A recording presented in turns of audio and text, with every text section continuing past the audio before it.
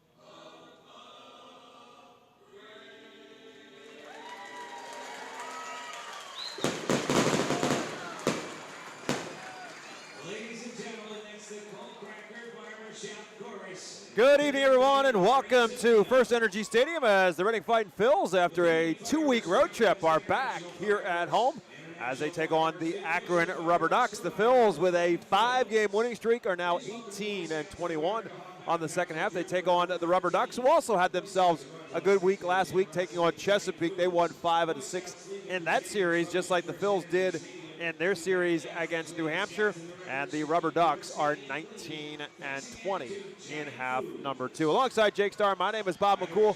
Matchup of right-handers tonight for Akron. It will be Trent Denholm. For the Fightin Phils, it will be Will Crow. And the lineup for Akron will go this way. A couple of players for the RubberDucks who have literally just been called up to AA, including the leadoff man, Christian Napchik. He's at second base. Angel Heno is batting second. He's at shortstop. Alfonso Rosario is in center field batting third. Ralphie Velazquez, another of those recent call-ups, is in the cleanup spot. And at first base, as is Jacob Cozart, a recent call-up. He's batting fifth and is a designated hitter. Joe Lampe bats sixth and is in left field. Guy Lipscomb bats seventh in right field. Cameron Barstad is the catcher, batting eighth. And Tyrese Turner is at third base and batting ninth. And as I said, that lineup for the Fightin Phils facing veteran righty Will Crow.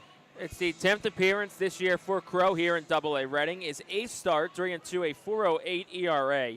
28 2/3 innings pitched, 25 hits allowed, 10 walks, 21 strikeouts, 229 opponent's batting average against Will Crow. And boy, was it a tale of two games on the road trip for Will Crow. In Hartford on July the 30th, 8 runs, 11 hits over an inning and 2/3. Took the loss.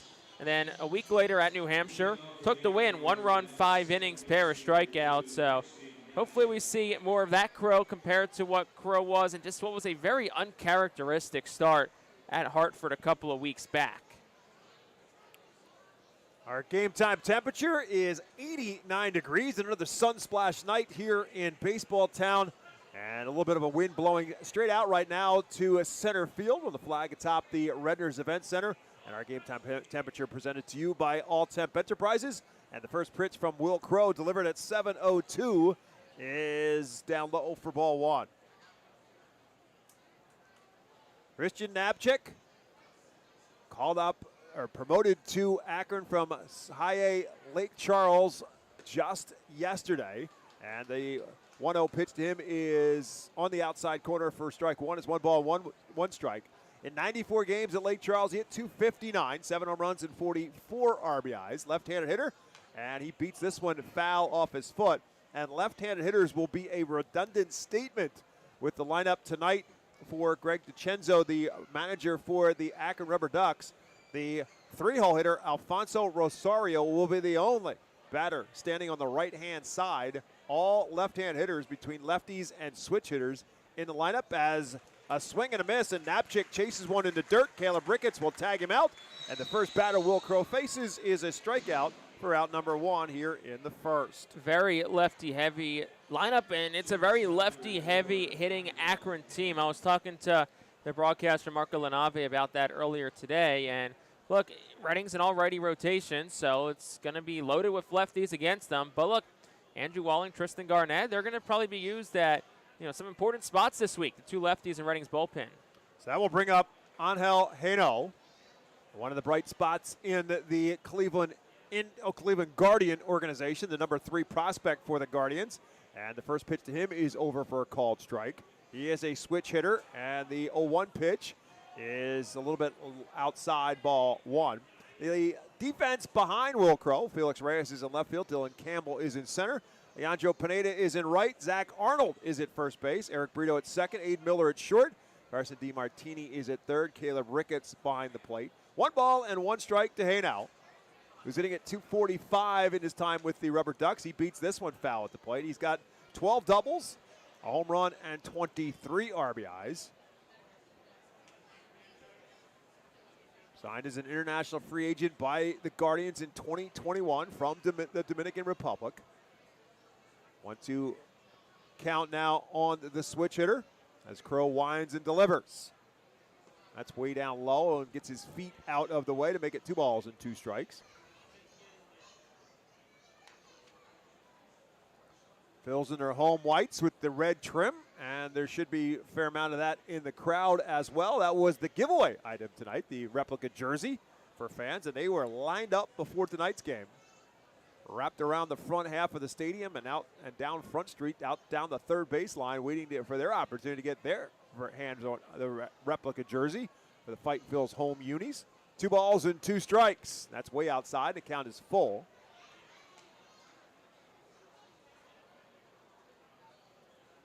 And now just 21 years of age, middle infielder, and as I said, a switch hitter.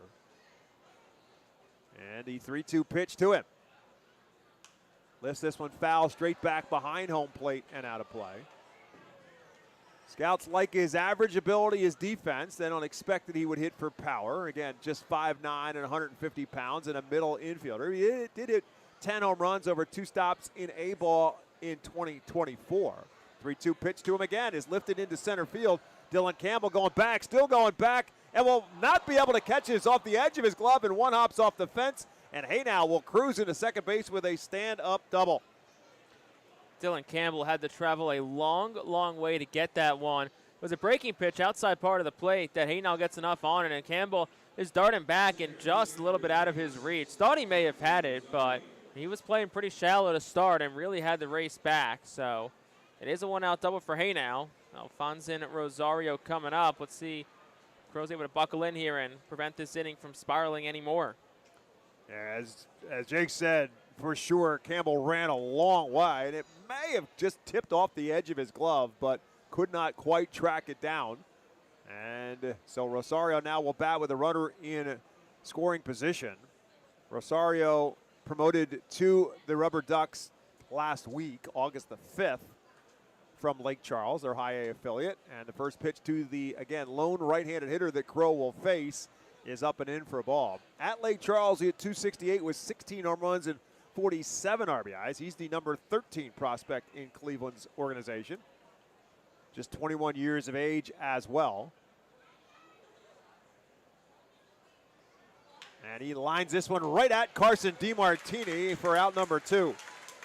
Might be the easiest play Carson DiMartini has ever made. A line drive just right to him. I don't even think he moved his feet, right? Chest high. It was perfect. Yeah, if Caleb Ricketts threw it to him, I don't know the throw would have been that accurate. That's how good of position DeMartini was to make that catch for out number 2. And that'll bring up Ralphie Velazquez. As I said, one of 3 players in this Akron lineup making their Double-A debut tonight. Velazquez called up literally today to Akron, and the first pitch to him is outside for a ball. Velazquez, just 20 years of age,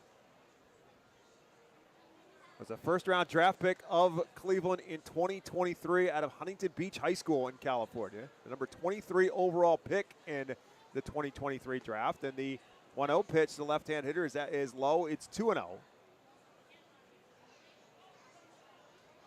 At Lake Charles, he had 245 with 17 home runs and 63 RBIs. He also had 20 doubles at Lake Charles.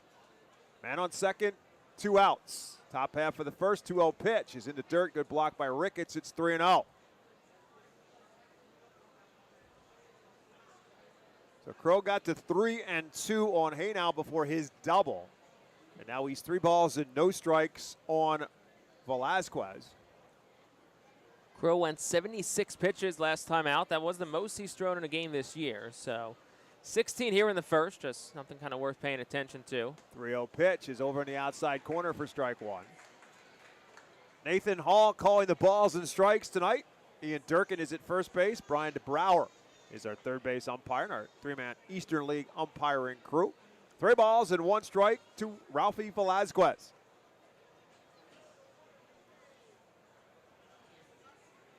Beats this one on a hop to Brito at second base. He'll make the stop and he'll make the throw in plenty of time.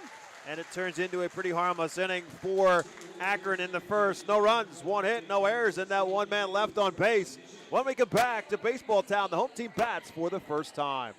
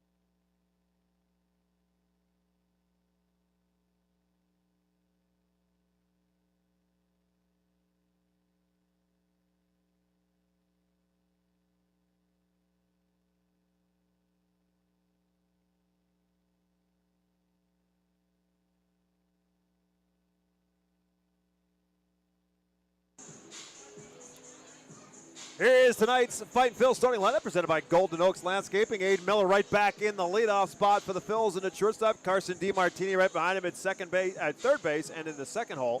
Felix Reyes is in left field batting third. Caleb Ricketts behind the plate is in the cleanup spot. Batting fifth is the center fielder Dylan Campbell. Batting sixth is the designated hitter tonight, Nick Dunn. Batting seventh is the first baseman Zach Arnold. Batting eighth is right fielder Leandro Pineda. And batting ninth is the second baseman Eric Brito. That lineup facing right-handed pitcher for the RubberDucks, Trent Denholm. 21st appearance for Denholm, 14th start. 9-5 record, 3.39 ERA, 95 2/3 innings pitched, 89 hits allowed, 16 walks, 87 strikeouts. Opponents hitting .243 against Denholm this year. Well, it brings up the Eastern League Player of the Week in Aiden Miller.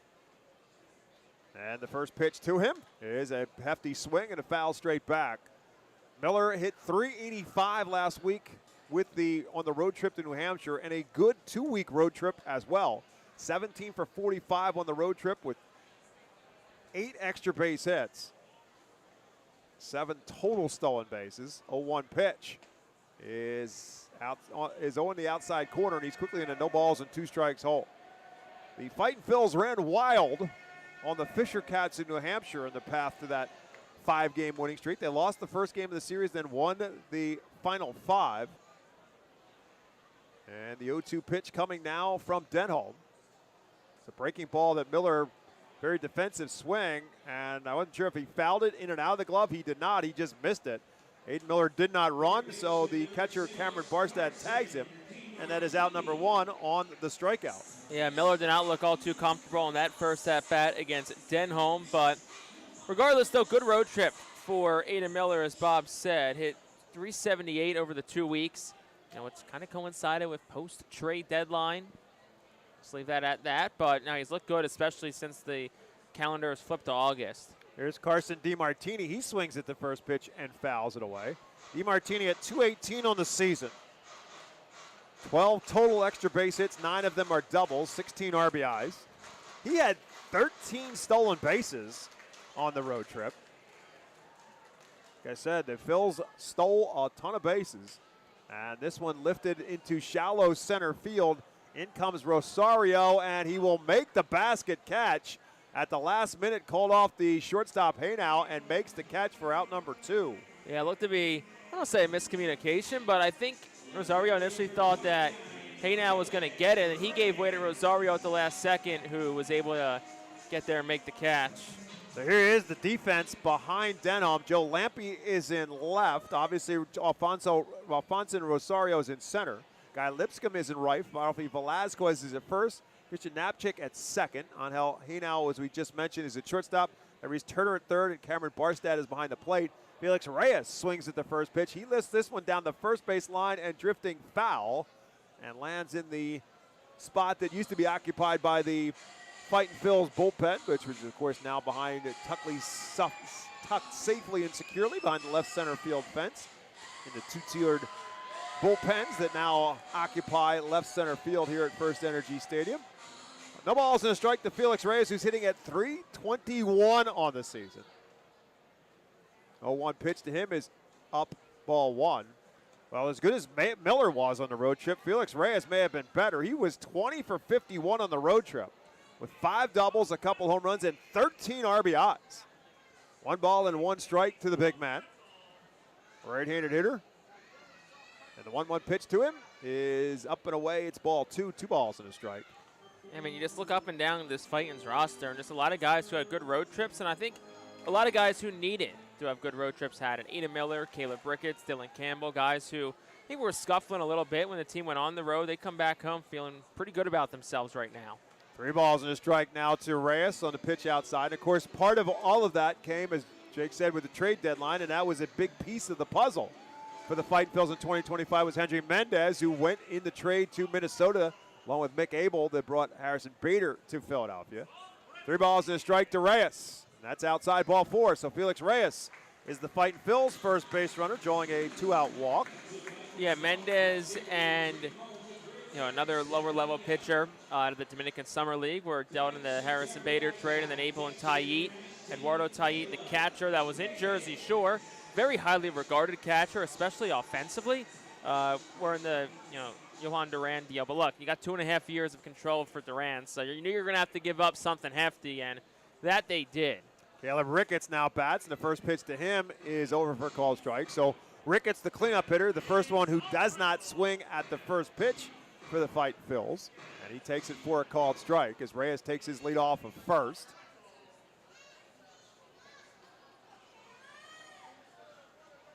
And now takes off for second, and Rick swings at it and fouls it straight back, and it's no balls and 2 strikes. And although he doesn't look like it, Felix Reyes was a part of that steal party as well. He's got 11 this year, 13 attempts, and I don't know what it is with New Hampshire, but just the last couple of years, I mean, A, Reading has played them extremely well, but B, it's been pretty much steal at your own leisure against the Fisher Cats. I mean, Reading had 10 stolen bases last Thursday night, most they've had in a long, long time. No balls and 2 strikes now to Ricketts. Reyes not going here, and Ricketts fouls another one straight back. Found its way to one of the few empty seats right in front of us. As you can hear probably by that sound, that was a seat and not the sound of someone's hands, fortunately.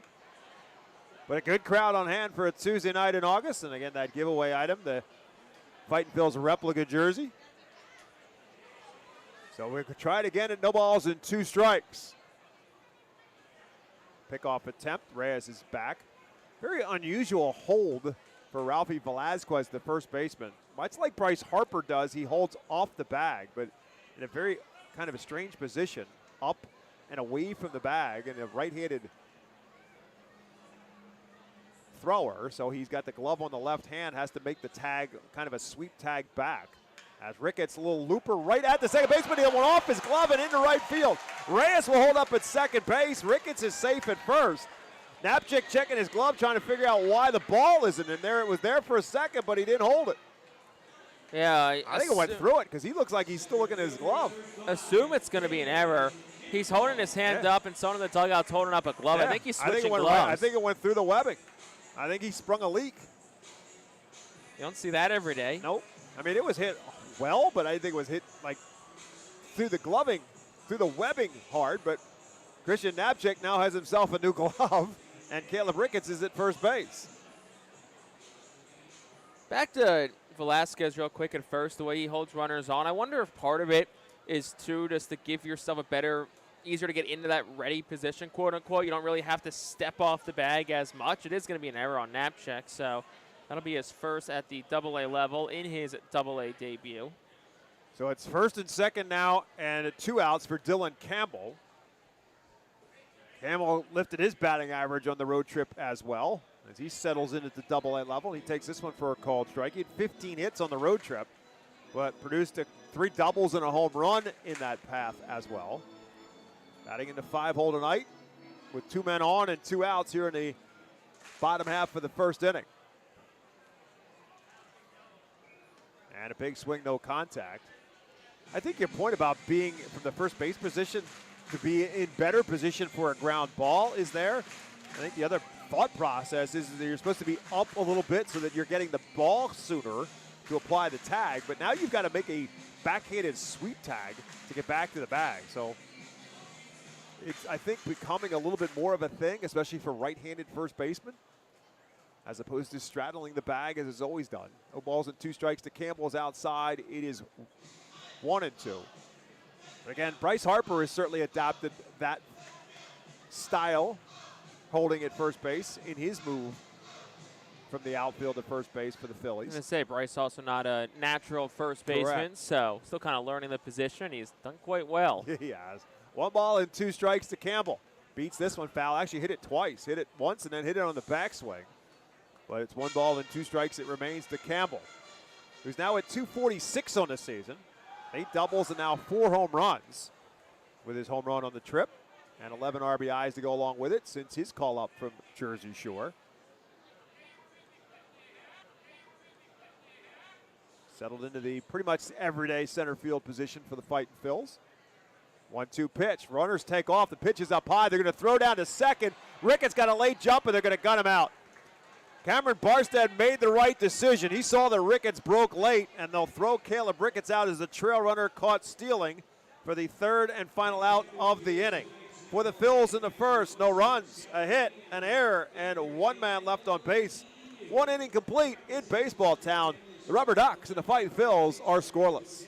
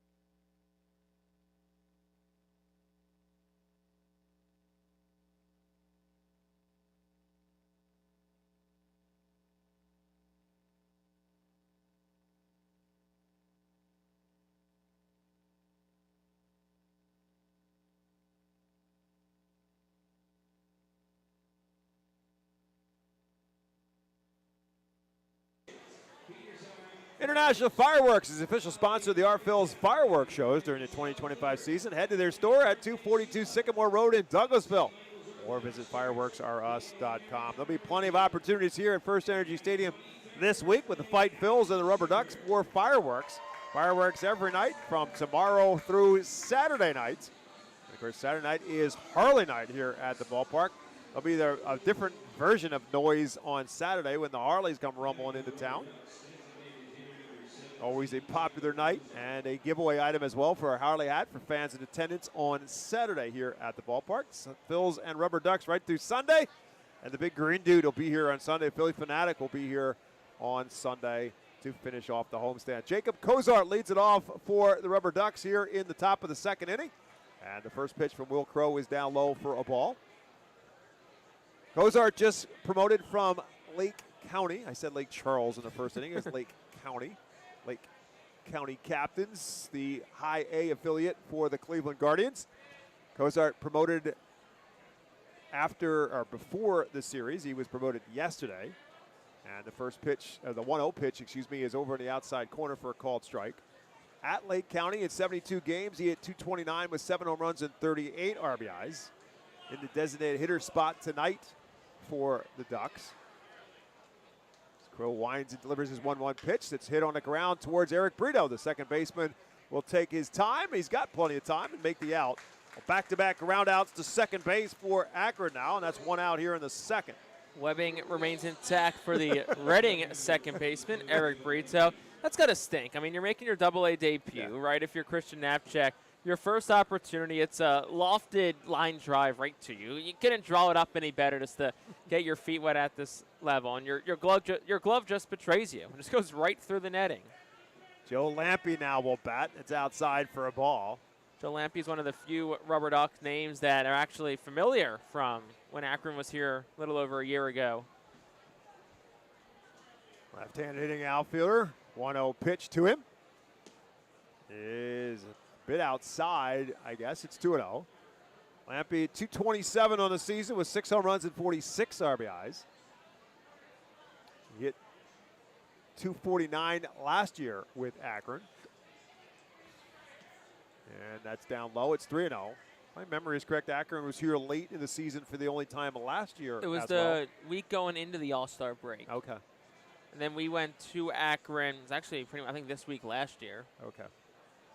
Reading took 2 of 4 from the Ducks on the road. 3-0 pitch is there for a called strike. Also 2 of 4 at home. So 4-8 record overall against the RubberDucks. Akron was in a battle with Erie for the Southwest Division first half.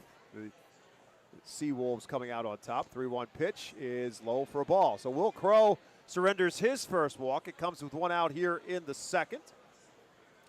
It was a very close first half race between Akron and Erie, which has kind of been the trend the last couple of years. Those two teams, Akron and Erie, have really been jockeying for the best team in the Southwest Division, which has been Erie last couple of years. But first half was tight. Really didn't grow more than a game and a half of separation between either side really throughout the first half of the year. Guy Lipscomb, a little humpback liner with a broken bat, but it's going to fall into right field for a base hit. Leandro Pineda is on it quickly, gets it back in. Lipscomb with a broken bat single. And now 2 on and 1 out for the RubberDucks here in the second. That's going to bring up Cameron Barstad. But RubberDucks were on a 2-week road trip to finish off the first half and finished up in Portland, dropped 3 in a row against the Sea Dogs. And as good as Erie is, you really can't afford to drop more than 2 or 3 in a row. So that was kind of the end to Akron's first half hopes. But now sit 3 games back of a playoff spot in half number 2, and what's been a pretty tight top of the Southwest standings. First pitch to Barstad is low and away for a ball. Barstad hitting at just 198 for Akron on the year. He's got 4 home runs and 29 RBIs. He was 1 for 4 on their series win against Chesapeake. And that's low and inside. And finally, suddenly Crow's falling behind hitters here in this inning. He's now behind the 8-hole hitter Barstad, 2 balls and no strikes. 2 on, 1 out. Top half of the second inning in a scoreless ball game.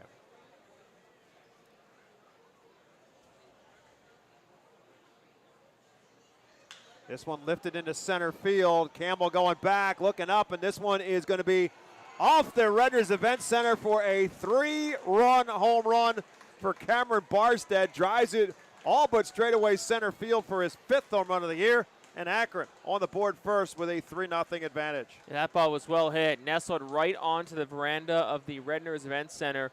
424 feet. Never really a chance for Campbell to make a play on that. It was a fastball 93. It's right at the bottom of the zone. And Barstad, a great job, just drops the barrel on it and drives it out of here for his 5th home run of the year. Just the 3rd home run surrendered by Crow on the year, but it's a big jump for Akron. And now the 9-hole hitter Tyrese Turner will bat. The first pitch to Turner is a called strike. Well, as I said, unlike what he did in the first inning, Crow falling behind hitters in the second inning, and it comes back to get him as Turner will hit this a slow roller to second base. Another opportunity for Eric Brito for out number 2. And that'll flip the lineup around to the top for Christian Knapczyk. So it was a walk, a broken bat single, and then the towering home run from Barstad, and a 3-0 advantage now for Akron with 2 outs now in the second inning, and Knapczyk, who struck out in his first at bat, bats again here in the second. And the first pitch to him is down again low for a ball.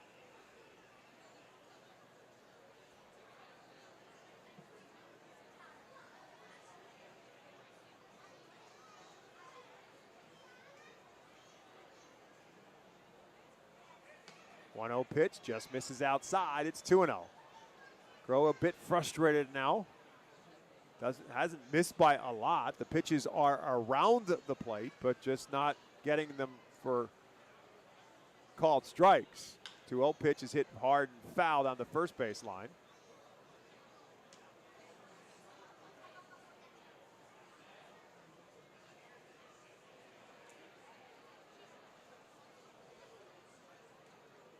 Mark Mumford, the first base coach for the RubberDucks, with manager Greg DiCenzo at the third base box.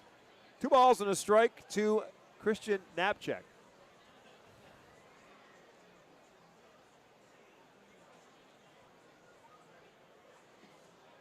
And misses again outside. It's 3-1. So as Jake said, Knapczyk, his first at bat, he strikes out in Double-A, and then the first ball hit to him in Double-A goes through his glove for an error. It's probably not how he dreamed it up when he got the call to get promoted to Double-A, and he's on board here though. He walks another walk. So the second walk surrendered in the inning now for Will Crow, and Knapczyk is a 2-out base runner. I wonder if we'll see any sort of a mound visit here from Brad Bergeson. 37 pitches for Will Crow, and right on cue, Fightin Phil's pitching coach is coming out to talk to Crow. Look, he's a veteran. Obviously, he's been through rough spots in his career before. He knows how to navigate out of this, and I'm sure it's a message. Hey, go here, get on hell, hey, no out. Turn the page, get to the third inning.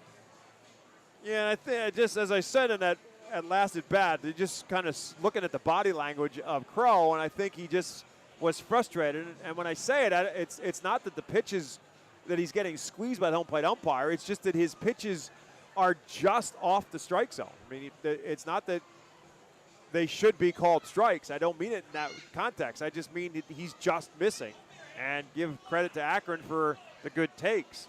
But I think Crow's just a little bit frustrated that either they're not chasing his pitches or he's just missing with it. And maybe that's as much of a conversation as Brad Bergeson has to say. Like, look, you're all around the strike zone. You're just a little bit off. Find what's comfortable, find the strike zone, get ahead of hitters, and better things have happened. So Knapczyk, the runner at first with 2 outs, and Haynow, who doubled his first time up at the plate. And the first pitch is low and away for a ball. Because, look, the last thing you want to do is nibble, right? And, look, like I said, Crow's a veteran. Just got to go out there, trust your stuff. You know, if they hit it, they hit it, right? But more often than not, they're going to hit it into an out anyway. 1 ball, no strikes to Haynow. And misses again outside. It's 2-0.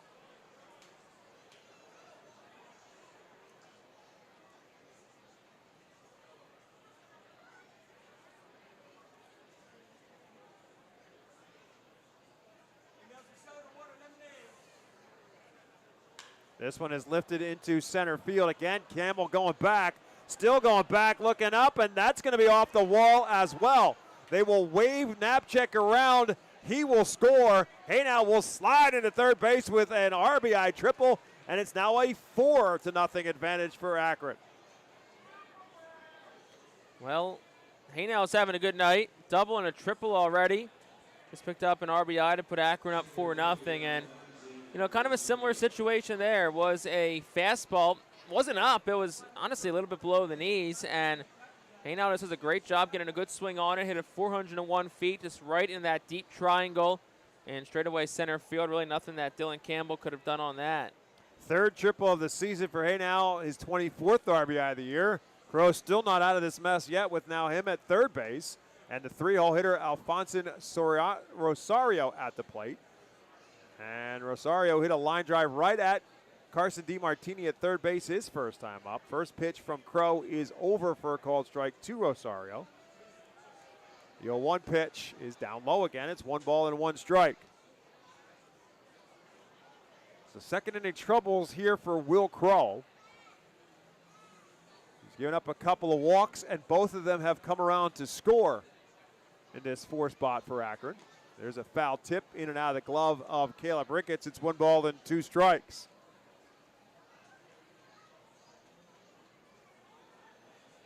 Andrew Suarez has run into a little bit of trouble as well in Cincinnati. Gave up a 2-run third inning for the Reds and gave up another run in the 4th after cruising through the first 2 innings. Andrew Suarez running into trouble in the 3rd and 4th, and the Reds lead at 3-0 with the Phils coming to the plate now in the top of the 4th inning in Cincinnati. There's a little slapper down the first base line. Crow, the pitcher, can only be the one to make it, and he'll make the play at first in time to end the inning, but a good one for Akron. They put 4 runs across. They did it on 3 hits. There were no errors and 1 man left. We'll head to the bottom of the 2nd inning in Reading. It's 4-0 Akron.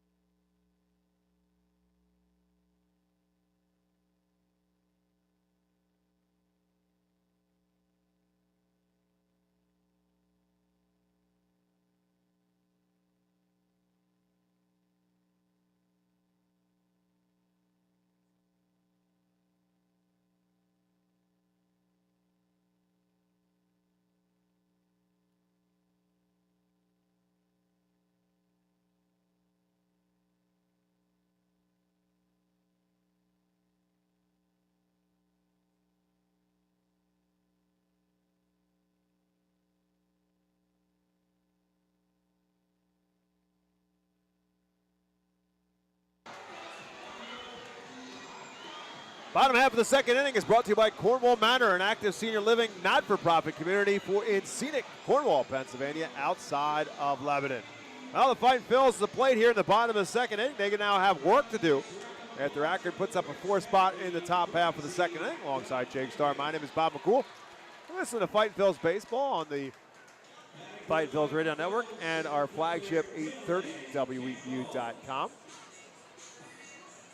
Dylan Campbell, who was at the plate when the top half of the 1st inning ended. Caleb Ricketts thrown out stealing second base, the back end of a double steal. The Phils ended their threat in the 1st, so Campbell starts the 2nd inning anew. And the first pitch from Trent Denholm is a big swing and a no contact from Campbell. Denholm, 5'11", 180-pound right-hander. Drafted by the Cardinals out of University of California, Irvine in the 14th round in 2021. 0-1 pitch is outside. It is 1-1. It doesn't have a lot of the intangibles at 5'11", 180. Not going to be a guy who can overpower you. But he's put up good numbers for the Ducks so far this season. 1-1 pitch is lifted down, foul and out of play. And coming in with an ERA of 3.39, but strikeouts to walks, you can't get a whole lot better than what Denholm has done so far. 87 strikeouts coming into this game with just 16 walks surrendered. He did give up a walk in the 1st inning to Felix Reyes. He's ahead of Campbell, 1 ball and 2 strikes. And Campbell lifts this one straight up, foul territory, first base side. Catcher Barstad and first baseman Velasquez over. Barstad cannot make the catch. And Campbell gets himself a second life. I think I need to check some of these gloves. That's the second one that's been in and out of a glove of an Akron player today. Very nonchalant by Barstad to try and make the catch, and it just kind of rolled in and out of his mitt. So Dylan Campbell gets himself another life as a result of that. And again, the count remains 1 ball and 2 strikes.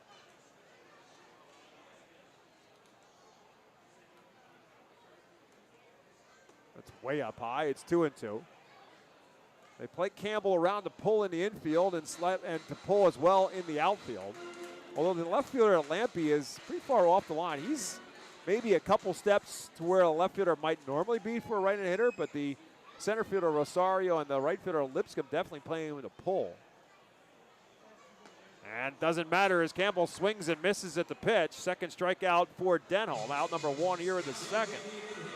Yeah, back to the outfield positioning on Campbell real quick. Lampe was pretty straight up. Right. Lipscomb and Rosario playing pretty shallow against Campbell. And obviously, look, this day and age, there's so many numbers, so much scouting reports done, even at this level where maybe there's not as much information available at the big leagues. There's still, a good amount, more than there was 20, 25 years ago.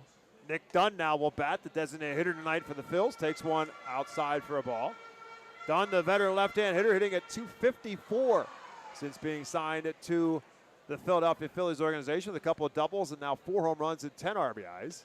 And he takes that one for a called strike. 2 of those home runs coming on the 2-week road trip. 2 of his 6 hits while the Phils were away were long balls. 1-1 pitch. Lines this one right at the Napchick, and this time he double checks and the ball stuck in the glove.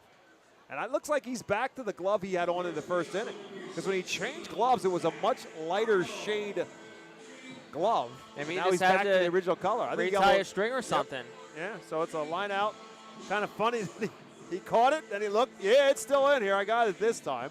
And Nick Dunn is out for out number 2 on a line drive right at the second baseman. I'll bring up Zach Arnold. Arnold back with the Fightin' Phils. Got a brief stint with Reading last year, but spent most of this season with Jersey Shore. And the first pitch to him is a swing and a miss for strike 1. Arnold went 2 for 11 for the Phils on the trip. 24-year-old from California. 0-1 pitch to him is down low for a ball.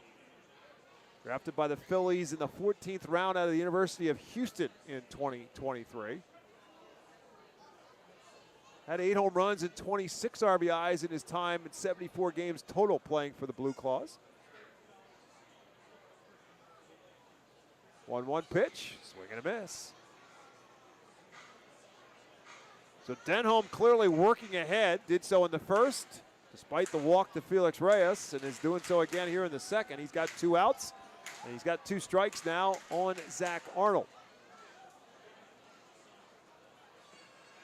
And that's down low. They'll appeal, and first base umpire Ian Durkin said he did not go around.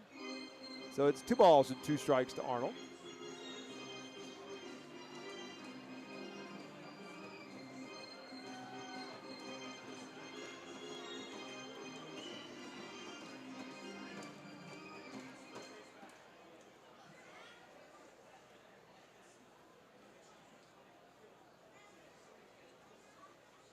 And with a long look this time. High leg kick, and Arnold beats it foul to the third base line. Now Padrique will pounce upon it. The count remains 2 balls and 2 strikes to Zach Arnold.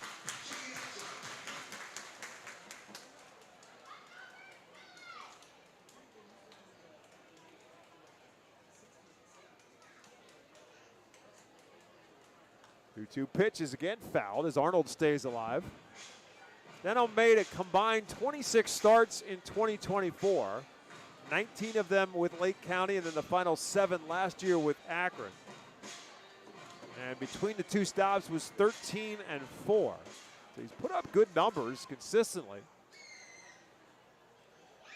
2-2 pitch. It's way up high. It's 3 balls and 2 strikes. Again, 9 and 5 so far in 2025. And so what those numbers tell you is that he has taken, when the bell has rung, he has taken the ball every 5th day. Gotten his starts in.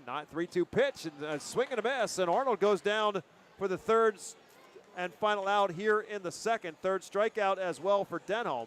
As the Phils in the second go 1-2-3, no runs, no hits, no errors, and nobody left. 2 complete, and it remains 4-0. Akron on top.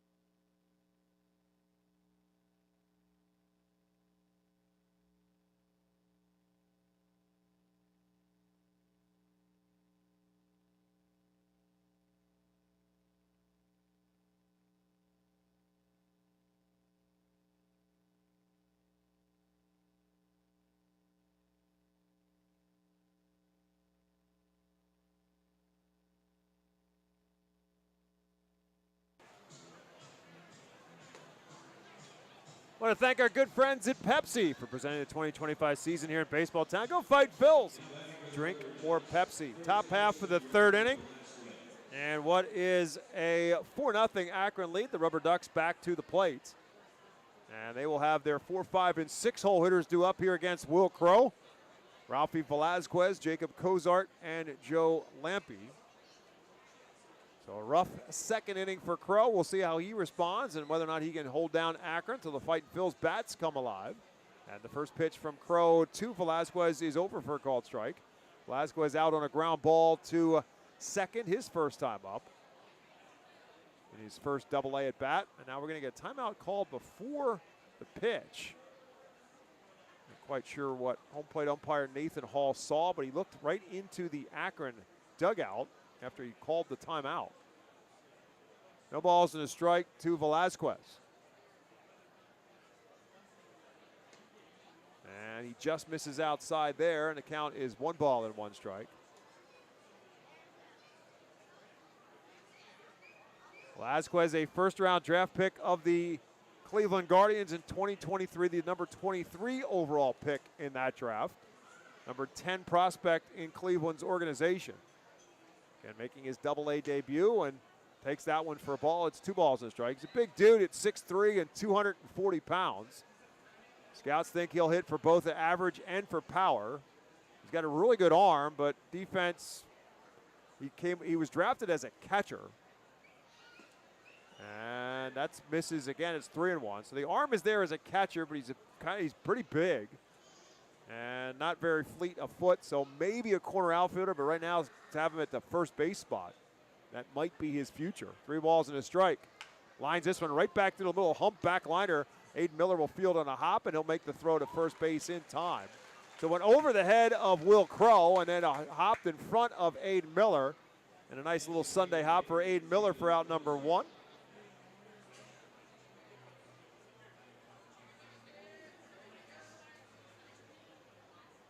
And that'll bring up Jacob Cozart. Cozart grounded out to second base his first time up. Cozart is the number 18 prospect for the Guardians. And his first pitch is over for a called strike. Again, hit just 229 in Lake County. And called up to Akron. And that's down low for a ball. He was a second-round pick for Cleveland in last year's draft out of North Carolina State. Orlando, Florida native. He's a DH tonight, but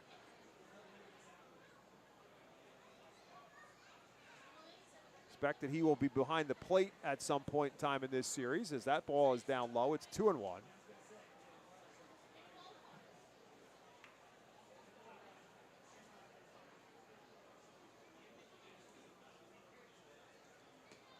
And that's there for a called strike, too. So it's 2 balls and 2 strikes now to Jacob Cozart.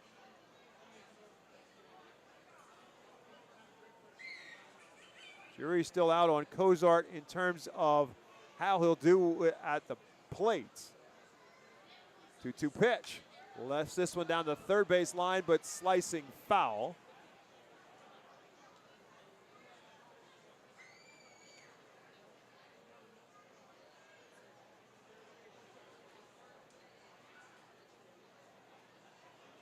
RubberDucks with the black jerseys and the blue numbers with gray pants. 2-2 pitch. Just misses inside. It's 3-2. Said it last inning, say it again this inning. When Crow has missed, he has not missed by much, but he has missed. Again, he gave up 2 walks in that second inning, and both of them came around to score. 2 of the 4 runs scored by Akron. This one a chopper down the first base side towards Eric Brito. He has to charge, and he'll make the play. Nice play by Eric Brito, running hard behind the pitcher's mound to field it for out number 2. And I'll bring up Joe Lampe. Lampe, one of those walks who came around, the first of the 2 walks last inning, to ultimately come around and score.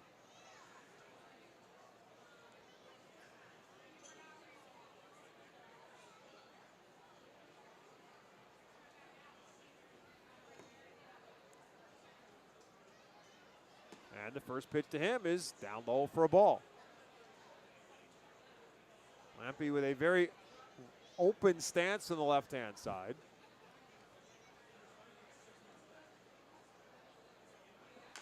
And he beats that one off that front foot. So open stance or not, That's going to hurt. He's got a sore foot.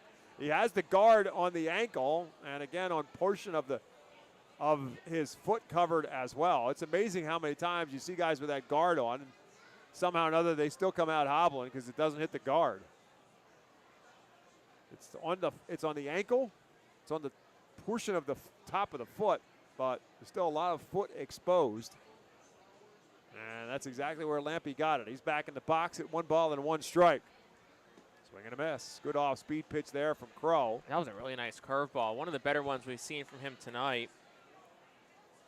Is that 58 pitches? I mean, you love to try to get him through 5. That might be tough. And you have a pretty fresh bullpen. Off day yesterday. Anyone that pitched Sunday, they all went an inning each. 1-2 pitch is lifted into shallow right field. Pineda had a late jump on it. Charges and slides and makes the catch. So Leandro Pineda didn't see it off the bat and had to charge hard, but he makes the sliding catch for the third and final out. For Akron in the third, no runs, no hits, no errors, and nobody left. We head to the bottom of the third. Still 4-0, Ducks on top.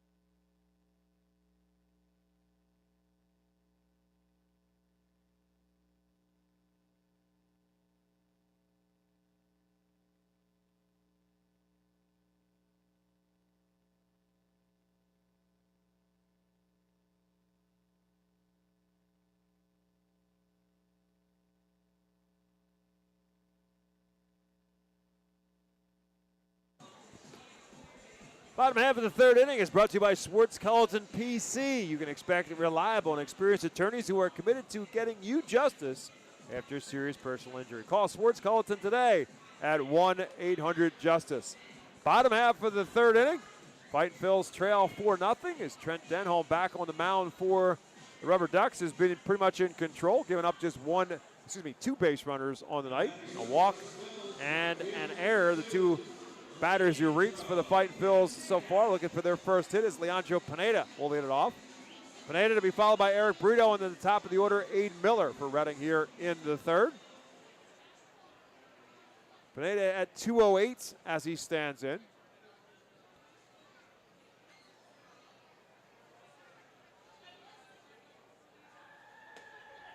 And he'll take the first pitch over for a called strike. It's been a frustrating season, no doubt, for Pineda in 2025. I think the Phillies all thought, and he thought, that he'd have a bigger piece of the puzzle offensively. A 1 pitch is lined into center field, and take that, base hit for Leandro Pineda. Well, he'll take the base hit, even if it means sacrificing a bat. Piece of the bat almost made its way to the infield dirt towards second base. Wasn't hit hard, just 75 off the bat, but got enough on it. Let's see if kind of like the Phillies the last couple of nights, if the bottom of the lineup can set the table for a bit of a rally here. So Pineda, leadoff base runner, and the Phil's first hit, as Eric Brito now will bat. Brito had a big swing on Sunday, had what was the game-winning double in the top of the 10th inning. One of 2 doubles he had on the trip. One of a couple RBIs he had on the trip as well. And the first pitch is there for called strike 1. Pineda taking a look at Al Padrinka at the third base coaching box, whether or not he's got the go sign or not. We've talked about it. The Fightin Phils have certainly picked up the tempo in terms of base running. As Brito takes that one up high, it's 1-1 strike.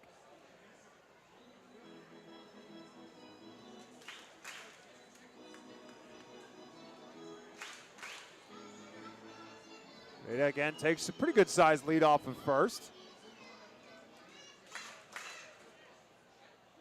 And a pickoff attempt. He has to dive back in.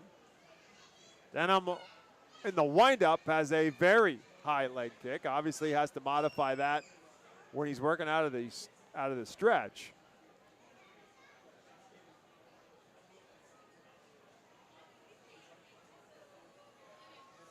And comes with a 1-1 pitch, and that's fouled out of play. Actually does still have a fairly high leg kick. Yeah, and we'll see if it's something that Reading tries to take advantage of. They tried a double steal back in the first with Reyes and Ricketts. Reyes had a good jump. Ricketts was a bit late to jump.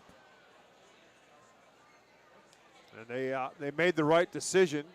Cameron Barstad, the catcher, made the right decision. He threw after Ricketts, as Ricketts had that late jump, and he was an easy out at second base to end the first inning.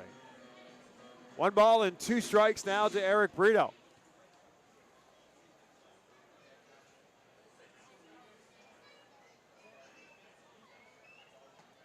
And it's over for a call. It's strike 3. Out number 1 here in the third. Yeah, good pitch there by Denholm. Put a fastball right on the outside part of the plate. So, hey, you got a man on, you got 1 out. Top of the order up. Miller, who not a great at-bat his first time up, but look, he's still coming off a good couple of weeks. See if he can get a big hit here. So Brito, the 4th strikeout now for Denham. As Jake said, Miller was the first leading off the ball game. And another pickoff attempt. Pineda dives back in. Miller did not look all that comfortable, as if he was picking things up very well from Denholm in that first at bat. Very defensive swing and miss for the 3rd strike. And he takes this first pitch outside for a ball. Miller's at 240 when the game began. Now 17 doubles on the year, 9 home runs and 29 RBIs. And of course now 44 stolen bases on the season. 1-0 pitch. Or not, pickoff attempt, and again Pineda dives back in. Look, when it's all said and done, you know, I think you're going to look back at this season for Miller and you'll be pretty happy with kind of the result he turned in. I mean, you discovered a whole nother aspect of his game that no one really kind of expected, and that's the running ability. I mean, he's on pace to steal over 50 bases this year. 1-0 pitch. Outside corner, excuse me. It's 1 ball and 1 strike to Miller. Look, if he ends the year at 250, 100 and odd some hits, maybe 40-ish RBIs, 12 home runs, 23, 24 doubles, I think he'll take it. He's 21 years old, first full year in Double-A, just his second full year of pro baseball. 1-1 pitch to him. This is outside. It's 2-1. Yeah, I will be very curious to see where the Phillies gauge Aiden Miller when 2025 begins. Does he start 2025 at AAA? Do they bring him back here to Reading in 2025 to get a little bit more seasoning at Double-A as he hits a chopper towards short? He now has to back up on it. The second for 1. Relay will not get Aiden Miller. He beats it out. So he's safe at first base now with 2 outs in the 3rd inning. The guy coming up, I would be pretty, I don't want to say confident, but pretty, I think it's a good chance he opens up here next year in DeMartini. And look, we'll see kind of what happens to Miller. We'll see what his offseason looks like. I think an example of a guy that I thought was going to be back here but wasn't is Gabriel Rincones Jr. He went out, had a great spring after only playing 59 Double-A games, and he's in AAA, and he struggled. So maybe that's kind of an example of, hey, like, let's not rush a guy based off a small sample size. Here is DeMartini. The first pitch to him is at the letters for a called strike 1. We'll see how long it takes before Aiden Miller takes off here. Runner, he's at first base with 2 outs. Phils do trail by 4 runs. He does take off here, and DeMartini swings and fouls it away. So Miller will have to come back to first base. I mean, I think that, again, we thought the same with Justin Crawford last year. We thought he would start the season in Reading and then with a successful start go to AAA, and the Phillies decided, you know what, we're going to start him at AAA, and it's hard to argue with how good of a season Justin Crawford has had with the Iron Pit. I mean, he's hitting 330. No balls and 2 strikes to DeMartini. Lifts this one down the third base line, and it will drift foul. DeMartini stays alive at 0-2. I mean, DeMartini's another guy who had a good road trip. 273 over the 2 weeks away from home. And look, another one going to be kind of looking at, right? 5 more weeks left in the season. Let's see how he finishes his first full pro season. So kind of see how, maybe that wear and tear is doing on his body. Try to finish strong, and then same thing. Come back next year looking for a good year. Pickoff attempt. Miller will dive back in. Barstead and Denholm were 3-4 steps towards the dugout. They thought that Velasquez had Miller on first. Not a huge lead for Miller, certainly not by his perspective. He does take off on the pitch. It's up high. Throw down to second, and will end up in center field. Miller will get up, but he will stay put. Backed up nicely by Rosario. So there's number 45 in the stolen base category for Aiden Miller. There's 45. The hunt for 50 continues. 1987, the last time an our Phil stole 50-plus bases in a season. So he's also in scoring position now with 2 outs and 1 ball and 2 strikes to Carson DiMartini, who has 16 RBIs as a Fightin' Phil.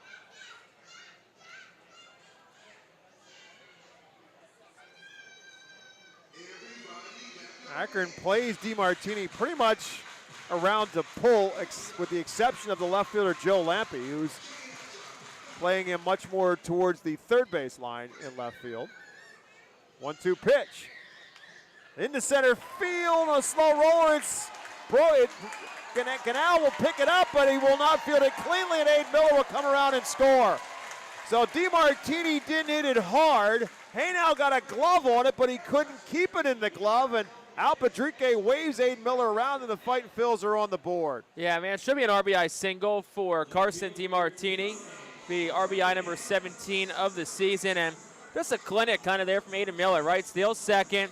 He's off to third. It was, just good base running, good heads-up awareness, and Felix Reyes, who's up, kind of dropped the bat from the on-deck circle, ran up to Miller, was like, hey, you're up, you're up, you're up. So good work by his teammate, too. So Reyes, who walked his first time up, with DiMartini now in first base and 2 outs, and the Phils now trail 4-1. And the first pitch to Reyes, big swing, no contact.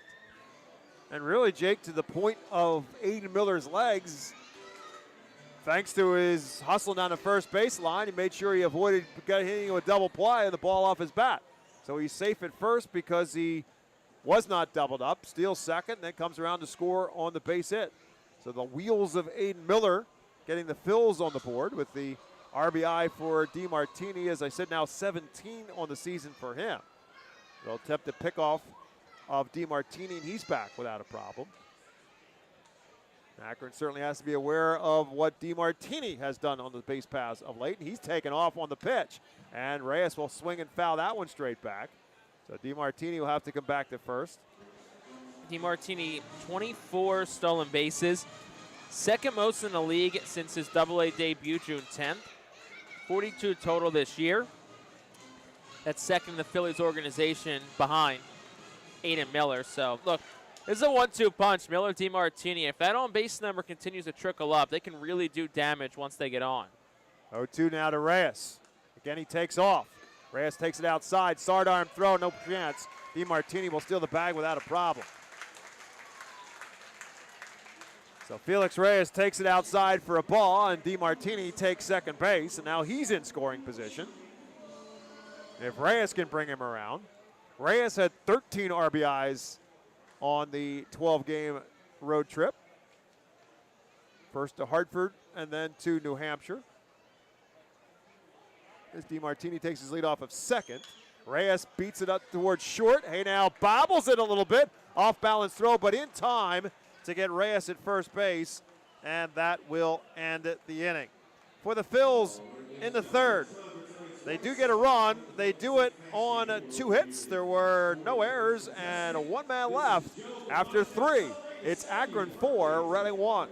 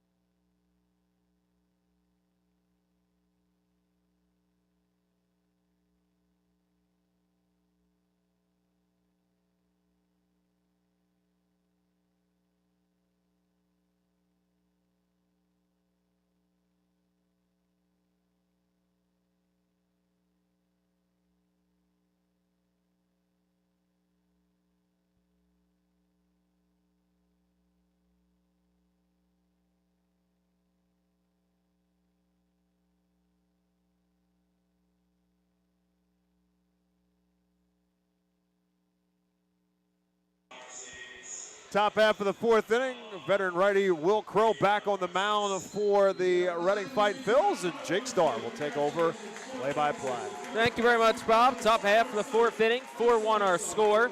RubberDucks on top of the Fightin' Phils. And a reminder that every Tuesday, all active military and veterans get $3 off box seats, thanks to Burke's Oral Surgery and Dental Implant Center. So after 1-2-3 third inning, Will Crow's back out there. 60 pitches on the dot for the 30-year-old righty, and he'll get 7, 8, 9 of the RubberDucks lineup. Will be Guy Lipscomb, who leads things off for second-year manager Greg DeCenzo's Akron squad. Lipscomb digs in from the left side. Hit in his only at-bat so far, singled and scored a run back in the second. First pitch home, will take it down. 1 no strikes to the lefty bat. 78th game of the season for Lipscomb. .251 hitter overall. 5 home runs, 34 runs driven in. The 1-0 is a curveball, misses down. 2 balls and no strikes. It's been a battle tonight for Will Crow. All 4 runs allowed came in the second. 1-2-3 in the third. Faced 4 batters in the first. 62 pitches. And number 63 is home, and it's on the outside corner for a called strike, 2-1. See if this is the last inning for Will Crow. 76 pitches. Most he's thrown in a game for Reading this year. Here's the pitch, and it misses down. 3 balls and a strike. Did throw 91 on June the 28th at Buffalo with Lehigh Valley. The most he's thrown in a game, at least on the minor league side of things in his career. 3-1. Clips the outside corner for a called strike. The count's full to Guy Lipscomb. Lipscomb 0 for 3, walking a couple of strikeouts in Sunday's loss to the Bay Sox. And the 3-2 pitch is down ball 4. So leadoff walk for Guy Lipscomb, third of which that Will Crow was issued in tonight's game. And that'll bring the catcher, Cameron Barstad, to the plate.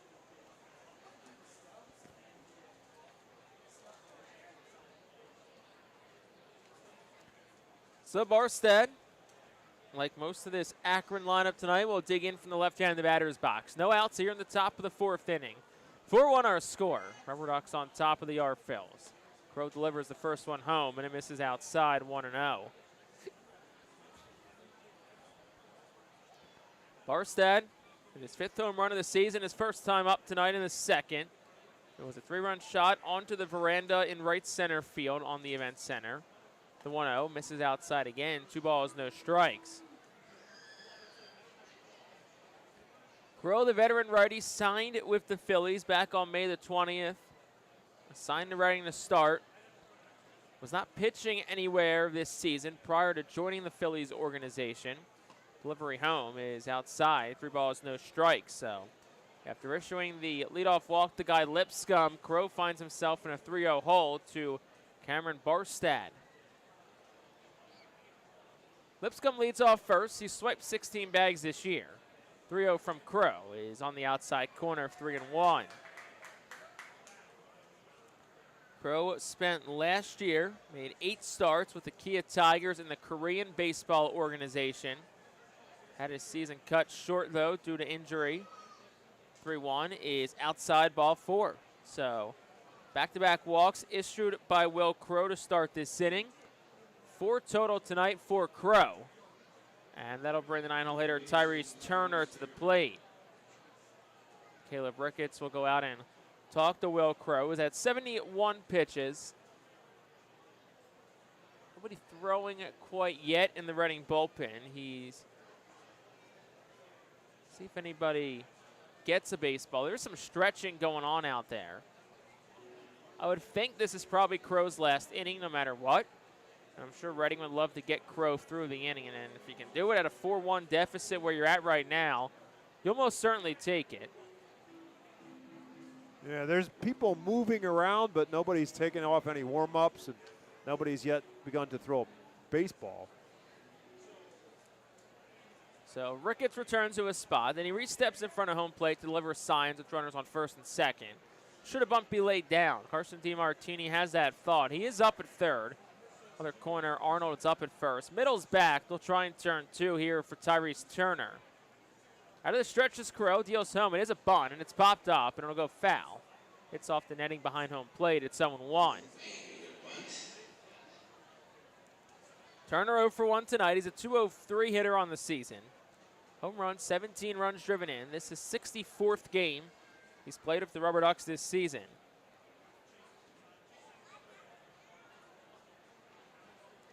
Runners get their leads. Corners stay up. Miller shaded behind the bag at second. Brito in and straight up at second. 0-1, bunts again. Gets it down third base side. DeMartini charges, fires the first, and it's in time. Gets the speedy Turner by about half a step. That's out number 1, so sacrifice successful. Lipscomb the third, Barstad the second. And that'll bring the top of the order up in Christian Knapczyk. Good old-fashioned fundamental baseball for the RubberDucks, and a chance to try to take advantage of the control problems for Crow. After back-to-back walks, you get the 9-hole hitter up and bunt those 2 runners into scoring position. After the Phillies got a run back in the third, Akron trying to take that right back here in the fourth. So up by 3, Reading will bring the infield up. 1 out, top of the 4th inning. Knapczyk in his Double-A debut has struck out, walked, and scored a run in tonight's ball game. The only strikeout that Will Crow has picked up tonight. First pitch home is down, 1 ball, no strike. Crow not really a strikeout pitcher.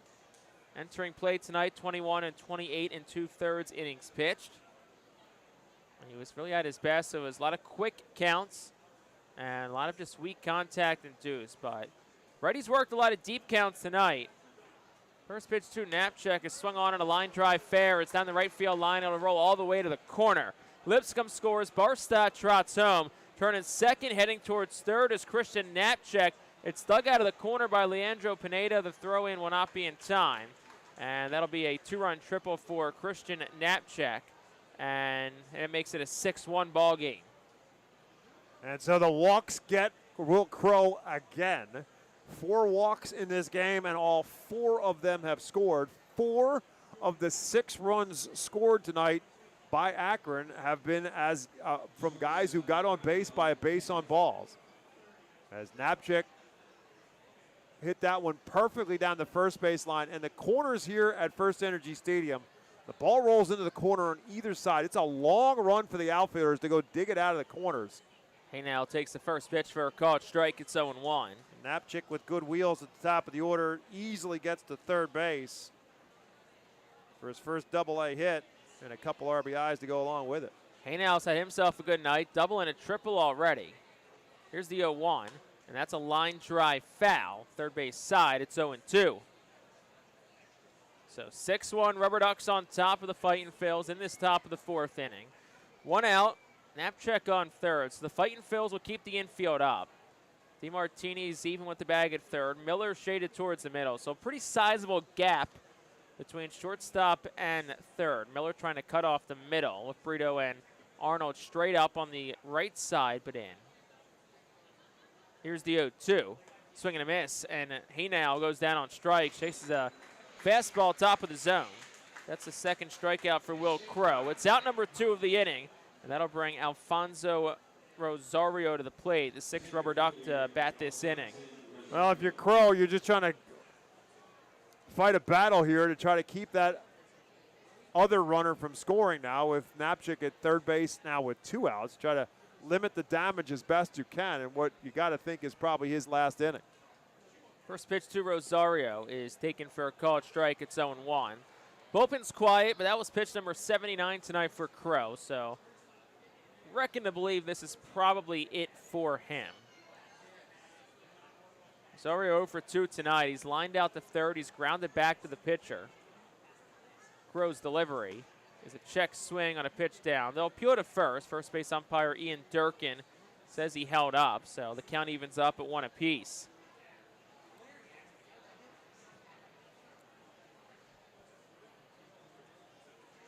So Crow, after not allowing more than an earned run in his first 6 starts this year, pitch is swung on and grounded to short. Miller will gobble it up, fire to first in time.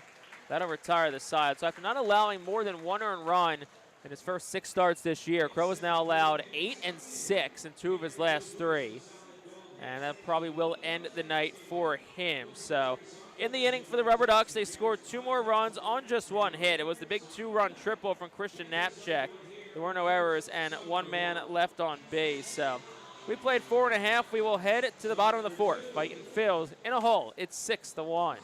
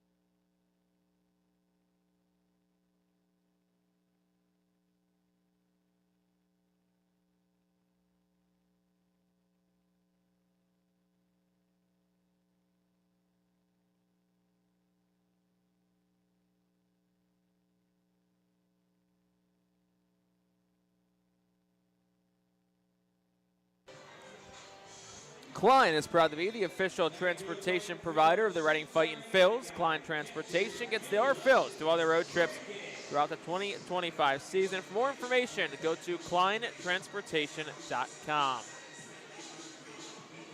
It's a busy last couple of weeks for Klein as their buses took the R Phillies all throughout the Northeast. As Caleb Ricketts leads off the bottom of the 4th inning, Reading trails at 6-1. As Trent Denholm is back on the mound for the RubberDucks. In the first pitch home, Ricketts swings and he fouls it. Reading did 6 games in Hartford 2 weeks ago, dropped 4 of 6, and then 6 games up in New Hampshire. Took 5 out of 6 from the Fisher Cats. It was a very good week last week, the 0-1. Ricketts will take it outside. It's a ball and a strike. Reading's 5-game win streak, most they've had this season, longest win streak since 2023. Ricketts swings, fouls the 1-1 back. It's 1-2. August 1st to the 5th, 2023, Reading won 5 in a row. That was the last time. Also, the last time Reading took 5 of 6 in a series was August 13th to the 18th last season, also against the Fisher Cats. You'll notice kind of a lot of the trends the last couple of years when they've been at their best. It's been against New Hampshire, too. 1 ball, 2 strike, the catcher Ricketts, who reached on an error his first time up. The 1-2, he'll swing and dribble it foul to the right side. It stays a ball and 2 strikes. Sunday, the Fightin Phillies posted a 1-hitter.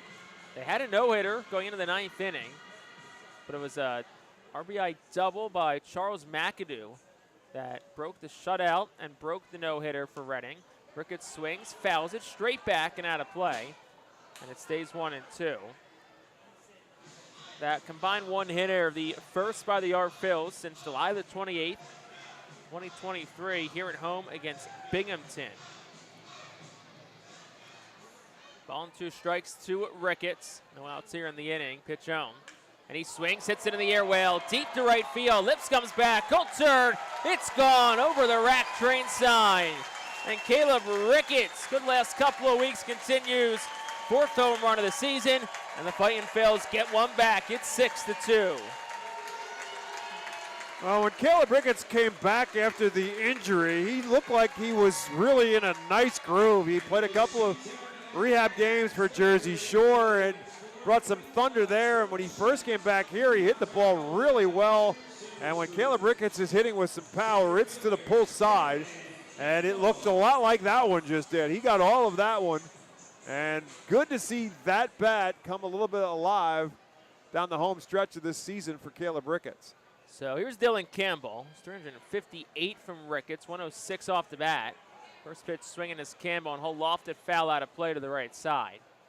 And look, Reading's down by 4, 6-2 here in the 4th. But it's an offense that showed, especially this past week, that they can score and they can do it in a hurry. Saturday night, Reading a 16-1 victory over New Hampshire. It was just an all-around offensive explosion for the Phils, the 0-1. Campbell will swing and foul it straight back. It's 0-2. It would appear that Will Crow's coming back out for the 5th. There's nobody up in the Phil's bullpen. And early in the week, guess you don't want to burn the pen too early. Reading 16 runs on Saturday. They mostly scored in a game since they had 21 on June 8th, 2016 against Bowie. They had 22 hits on Saturday. They're most in the game since also having 22 on April 17th, 2012 at Richmond. The 0-2 was a broken bat flare, and it's caught by the first baseman Velasquez, who had it played perfectly between first and second. So that's out number 1, and that'll bring Nick Dunn to the plate.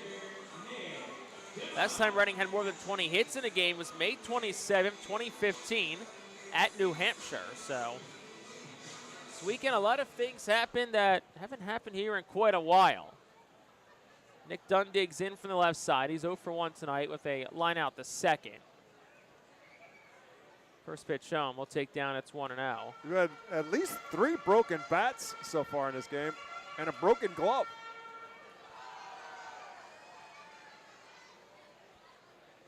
1-0 is over for a called strike, 1-1. Well, if you're joining us because the Phillies and Reds just went into a rain delay, we appreciate you spending some time with us. You know, the Phillies down 6-0 in Cincinnati tonight against the Reds. 1-1 is at the knees for a called strike. It's 1-2. So the 22 hits that Reading had on Saturday, 10 of them came from Felix Reyes and Bryson Ware, who both had 5 hits in the same game. 1-2 is inside. It's 2-2. Reyes, I mean, he's had a great season, but Bryson Ware, in his second career Double-A game, puts up 5 hits and 3 RBI on Saturday. The last time an Phil had 5 hits in a game, Luke Williams, July 18th, 2019. 2-2 to Dunn. He swings and he lost one in the right field. It'll fall for a base hit. Lipscomb over towards the line to cut it off, but it's a 1-out single for Nick Dunn, and that'll bring Zach Arnold to the plate. Now, the next question is, when was the last time 2 Fightin Phils have had 5 hits in the same game? And surprisingly enough, it's actually happened before. April 17th, 2012 at Richmond. 2 very familiar names, Cesar Hernandez and Baseball Town Hall of Famer Darren Ruff. How about that? Both had 5 hits in the same game. First pitch to Zach Arnold is a ball down. It's 1-0. Cesar Hernandez had a pretty good year here, if I remember correctly, when he played in Reading. Of course, played for the Phils for a number of seasons. Bounced around baseball for a number of years after that. I think he spent some time in Cleveland also. 1-0. Arnold waves and whiffs at it. It's 1-1.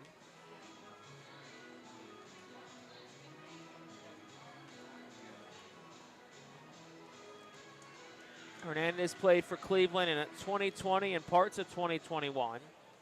Phillies 2013 to 2019. 1-1.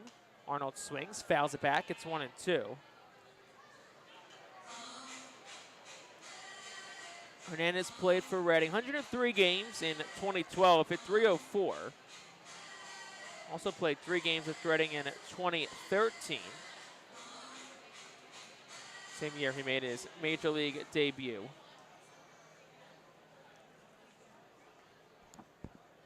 One, two.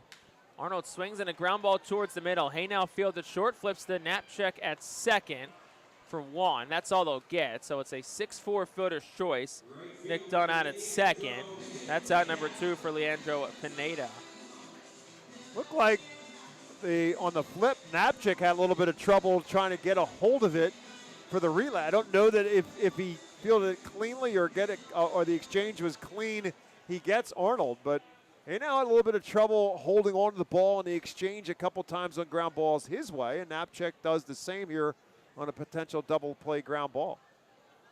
For the first pitch to Pineda, they will check on Zach Arnold. He dives back in safely. Arnold has not attempted a stolen base yet through 3 games here with Reading.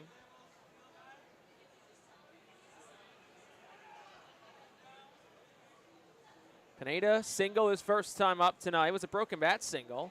First pitch, he swings and he fouls it straight back off the netting. It's 0-1. Pineda 211 on the season.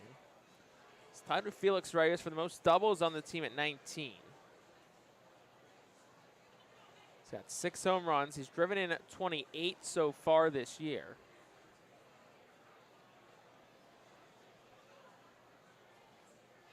Oh, 1. Pineda takes on the inside corner. It's 0-2. As Bob said, Reading's bullpen quiet, so Will Crow's going to get the 5th. 81 pitches so far. Denholm's at 75, so Reading's done a good job kind of building the pitches up on the opposing starter tonight. Here's the 0-2, and Pineda check swing foul, shoots down the left field line. So it stays 0-2, 2 outs, bottom 4. 6-2 RubberDucks on top. Reading did get a run back on a solo home run from Caleb Ricketts to lead off this inning. Trying to tack on some more here.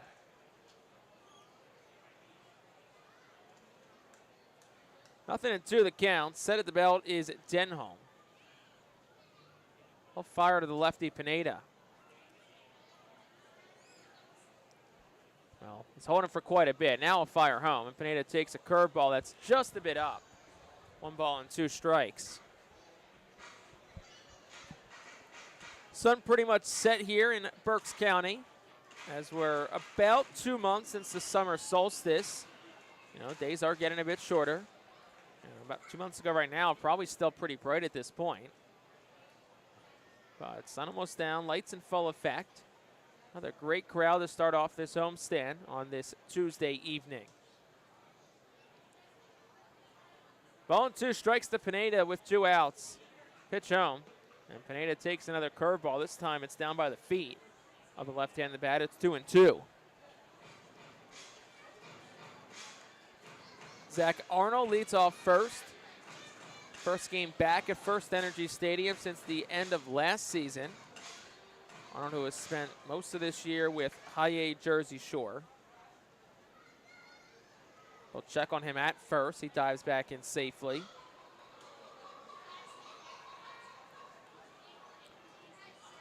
Should Pineda reach, Eric Brito, the 9-hitter, awaits on deck for the R-Phils. 2-2. And that's down the chute, called strike 3. Anjo Pineda goes down on strikes. 5th strikeout tonight for Trent Denholm. That ends the bottom half of the 4th inning. Reading does score a run on 2 hits, one of which being the solo home run from Caleb Ricketts. They leave 1. We played 4. We will head it to the 5th. Akron on top. It's 6-1.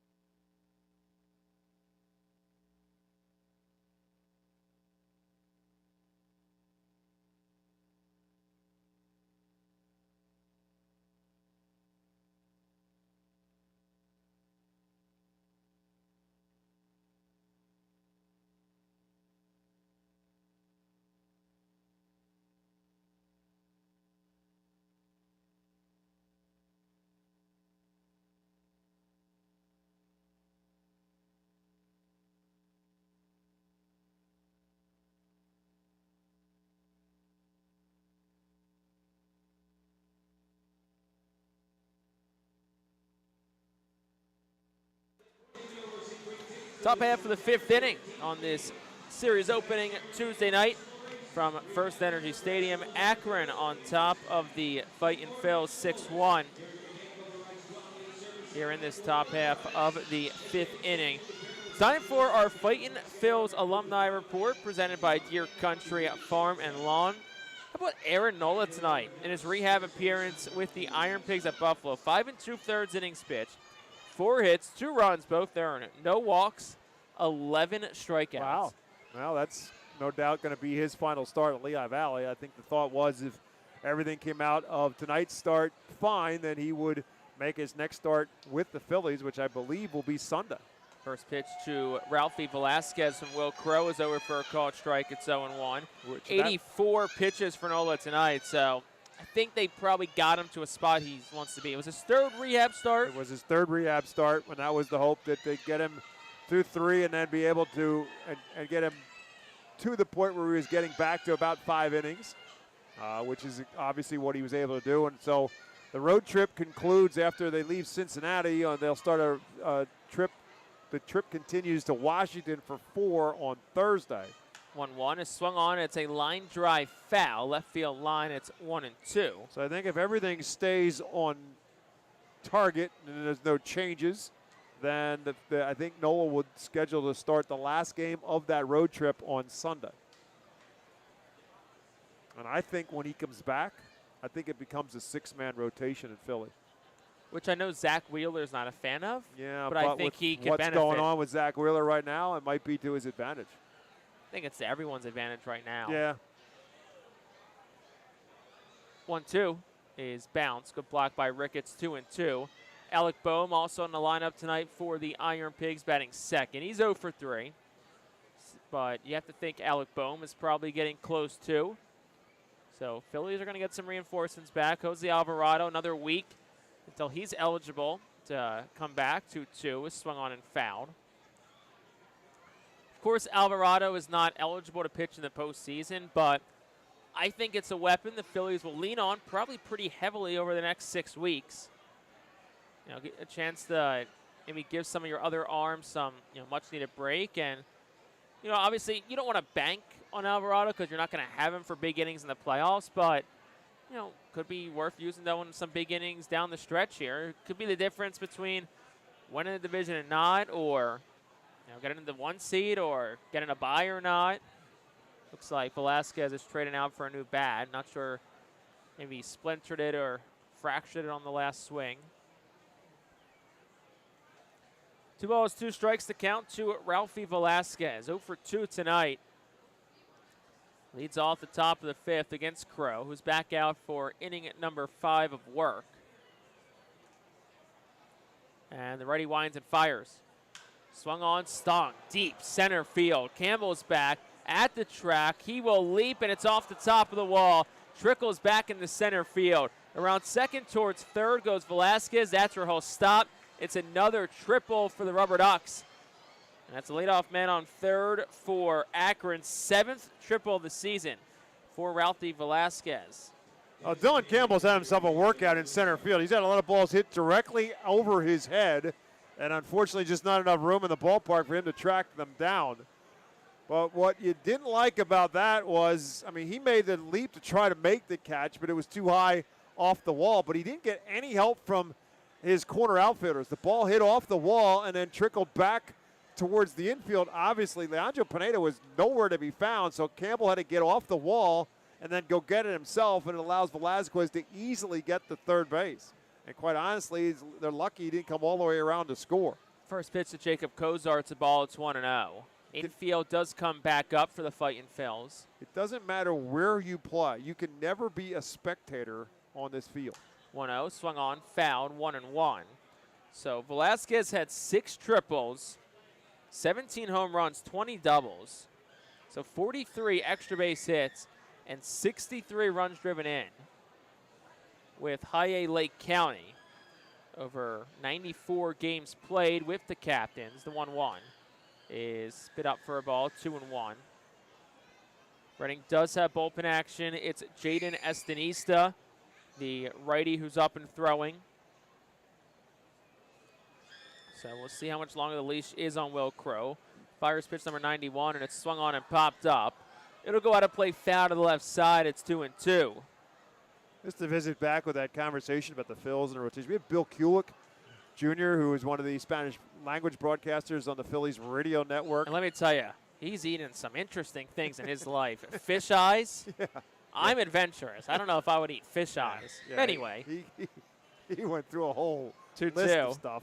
Check swing, and they will peel to third. Brian DeBrouwer says no swing. He said he's traveled the world, and he's eaten some weird things in a lot of different countries. But we asked him about the Zach Wheeler situation. He said, look, I just think it's a dead arm period. That all pitchers go through a dead arm period. Usually it's sometime during spring training, and now in and around August. 3-2. Swing and a foul ball straight down. Count stays full. And, you know, there's something to that, and he seemed very confident of it. He just thought that that's kind of where Zach Wheeler was and that he would kind of burn through that spot and be fine. And you hope he's right, because the words velocity down make you stand up and take notice in today's game. Pitch home, swung on, line drive center. Campbell back, he will make the catch. But as he was tracking back, it's deep enough for Velasquez to tag and score. So it's a sacrifice fly for Jacob Kozart, who picks up his first AA RBI. And it's a 7-2 RubberDuck lead. Here comes Al Patrique.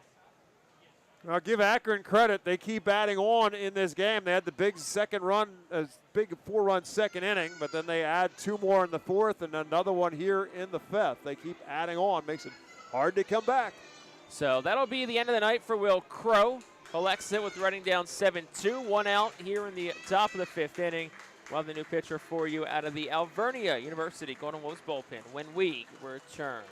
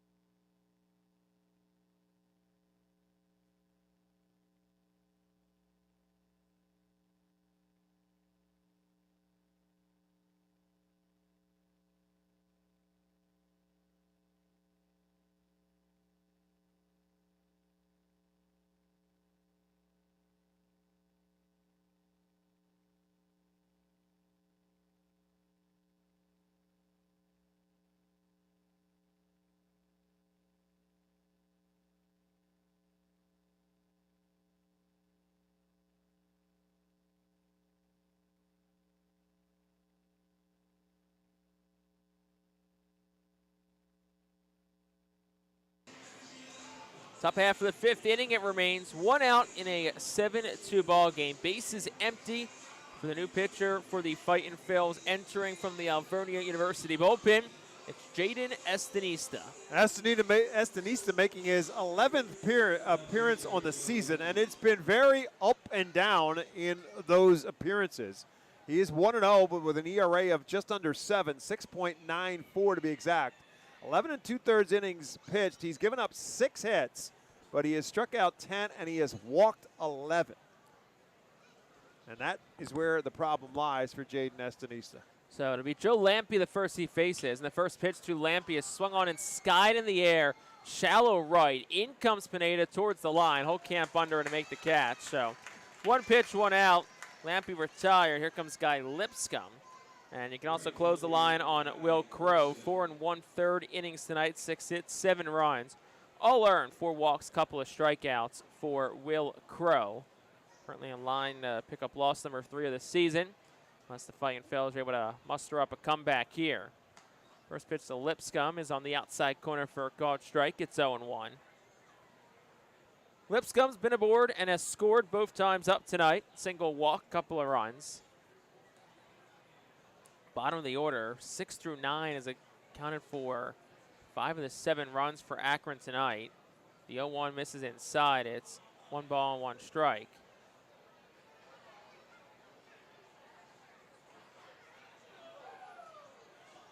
Next pitch home is on the outside corner. It's 1-2. 78th game this season for Guy Lipscomb.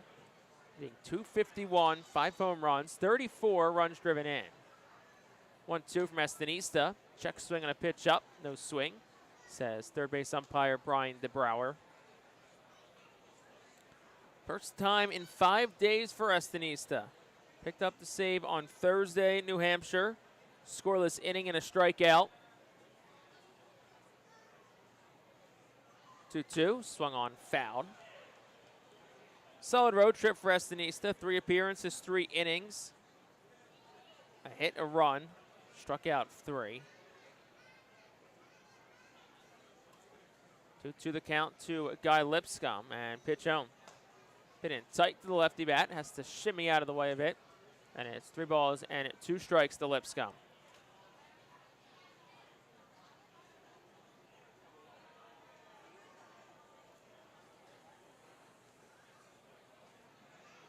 Full count, 2 outs. Payoff pitch. Swung on, lifted, foul to the left side. Count will stay full.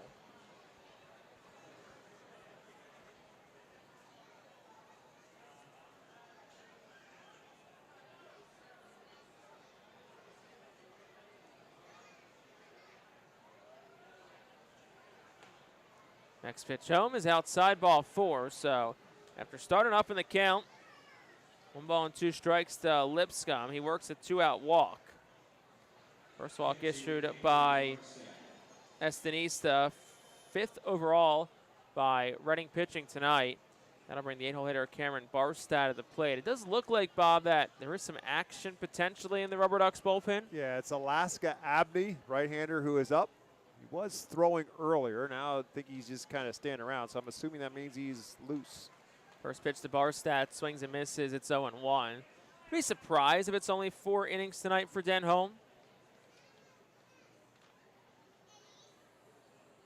He's gone 6 a bunch this year, and he's under 80 pitches, but maybe that's kind of going to be it for him. 0-1 is swung on and fouled back by Barstad. It's no balls and 2 strikes. Again, Abney is not throwing. He's just kind of pacing around on the mound. So he might be up just kind of in a just-in-case kind of thing, that they let Denholm come back, and if he gets in trouble, then Abney is ready to go. 0-2 to Barstad. Had that 3-run home run back in the second that got the scoring started for Akron. Pitch home, swing and a miss, and Barstad goes down on strikes, and that will retire the side here in the 4th. Well, the RubberDucks do add another run. They did it on 1 hit. There were no errors, and 1 man left on base. Well, we're halfway home on this Tuesday night here in Baseball Town. We're at the bottom half of the 5th inning. Akron 7, Reading 2.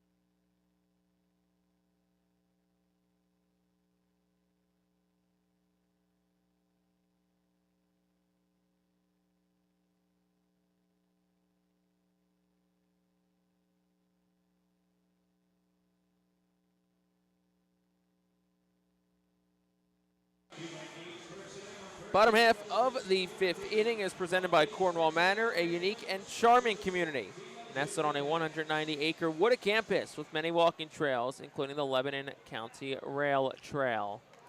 So home half of the 5th, Akron leads at 7-2. Reading will send 9-1-2 to the plate in the inning, as Trent Denholm, who's continuing his warm-up tosses, is back out for inning number 5 of work. A couple of runs allowed so far tonight, 4 hits, 5 strikeouts for Denholm. So running down by 5, bottom 5, so still plenty of time left to go, but Fightin fails. See if they can start chipping away into this deficit before this game gets too late too quickly. So Brito leads off, digs in from the right side. Slightly open stance with a high red socks. The Fightin Phil's second baseman tonight. And the first pitch to him, he swings and he slices it towards the right field line. It is falling and it's down for a base hit. Over to get it, Velasquez. Brito a big turnaround first. Pull head back as Lipscomb did a good job to cut it off in right field. So it's a leadoff single for Eric Brito on the first pitch. And that'll bring Aiden Miller, the leadoff man, to the plate. Yeah, it didn't hit it hard, but hit it in a perfect spot. Just kind of a little looper down that first baseline. Give Lipscomb credit, though. He hustled to get over there and got to get there. and make sure that Burrito didn't have the opportunity to head to second base. So Aiden Miller's up 0 for 2 in tonight's ball game. Miller, the reigning Eastern League Player of the Week. First pitch to him is up, 1 ball and no strikes. Miller on the road trip, 378 in total, stole 7 bases, had 7 doubles, 8 extra base hits in total, and he drove in 6 runs over the trip to New England. 1-0. Miller swings and a slowly hit ground ball towards the middle. Charging as a shortstop. Haynow fires the first. It's in time. Miller is out by about a step, and that is out number 1. And that'll bring Carson DeMartini to the plate.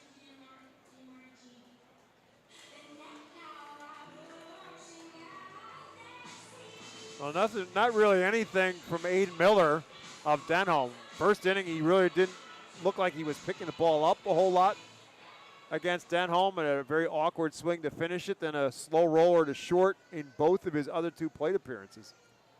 So here's Carson DeMartini.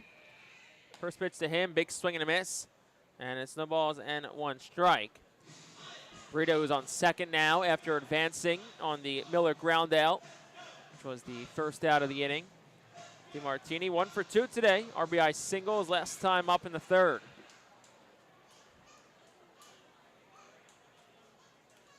0-1. Takes outside, 1 ball, 1 strike. It's pitch number 84 for Denholm tonight. Threw 88 last time out. That was last Wednesday. Home against Chesapeake, a run on 2 hits, 7 strikeouts. 4 2/3 innings pitch in a no decision against the Bay Sox. 1-1. DeMartini is swinging a foul ball down the right field line. It'll kick off the sidewall, where Guy Lipscomb, the right fielder, has to run and track it down.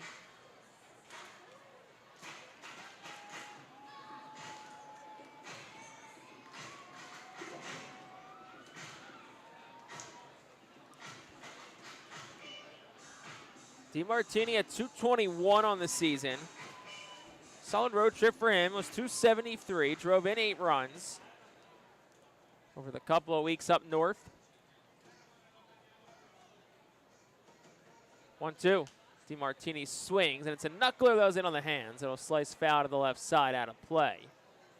So it'll stay 1 ball and 2 strikes.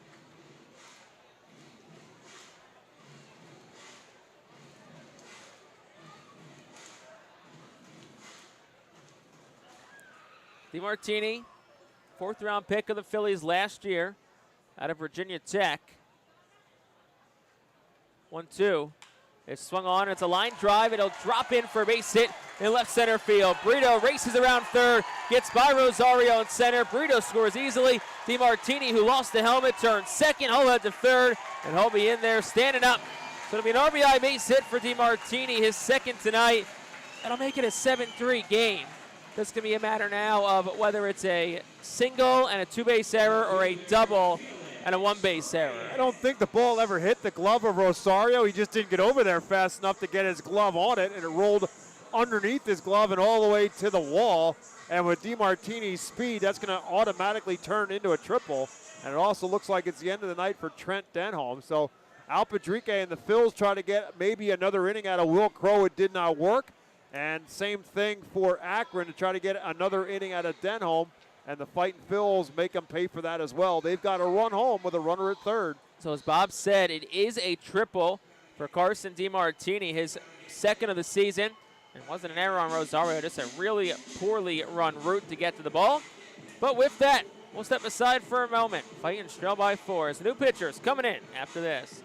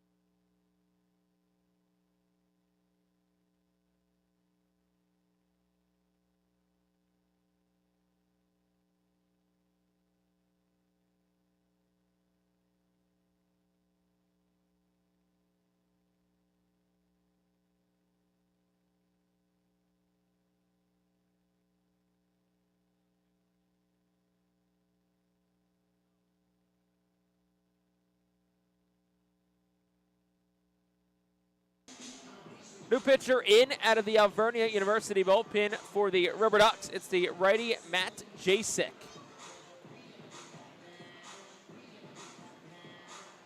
And Jasek making his 10th appearance as a RubberDuck. He is 1-1 with just a 0.90 earned run average.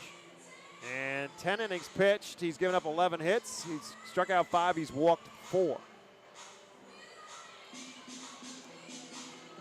So Jasek in for Trent Denholm, who goes 4 1/3 inning tonight. Can't close the line on him quite yet with DeMartini on third. First pitch to Felix Reyes is swung and fouled straight back. And it's no balls and 1 strike to Reyes. Felix Reyes, 0 for 1 tonight. He's walked and he's grounded out to short. He bats the Fightin's trailing 7-3 here in the bottom of the 5th. Pitch home. Very uncommitted swing and miss from Felix Reyes. He kind of started. I don't think he wanted to start. He kind of ended up having just to wave his way through the rest of the zone. So it's no balls and 2 strikes to Reyes. 0-2. He swings and he'll pop it up. It will go out of play foul. No balls and 2 strikes. May have gotten a piece of a fan a couple of rows back. Looks like they are okay, though. Well, the good news is they are right by the EMT guys who are at every game. 0-2, Reyes a check, and open umpire Nathan Hall says he went around. Reyes not happy with it, but he's down on strikes. First by Jasek, 6 overall for RubberDucks pitching, and that'll bring the catcher, Caleb Ricketts, to the plate. Yeah, very much like the last pitch. It was a very kind of indecisive swing from Reyes. He tried to hold back, but home plate umpire, and I would agree with him, said he went around with it. So Ricketts in. First pitch to him is taken for a strike. It's 0-1. It's a big spot here now for Ricketts. Obviously, he went deep his last time up, but you had a runner at third base with DeMartini getting that triple out of it, a chance to get another run across. Still there, obviously, but now with 2 outs. Ricketts a solo home run his last time up. The 0-1 will take it outside. It's a ball and a strike. Ricketts, whose bat has really heated up as of late, hits in 6 straight games. Good road trip for Ricketts at 270. 1-1 takes it down. It's 2-1.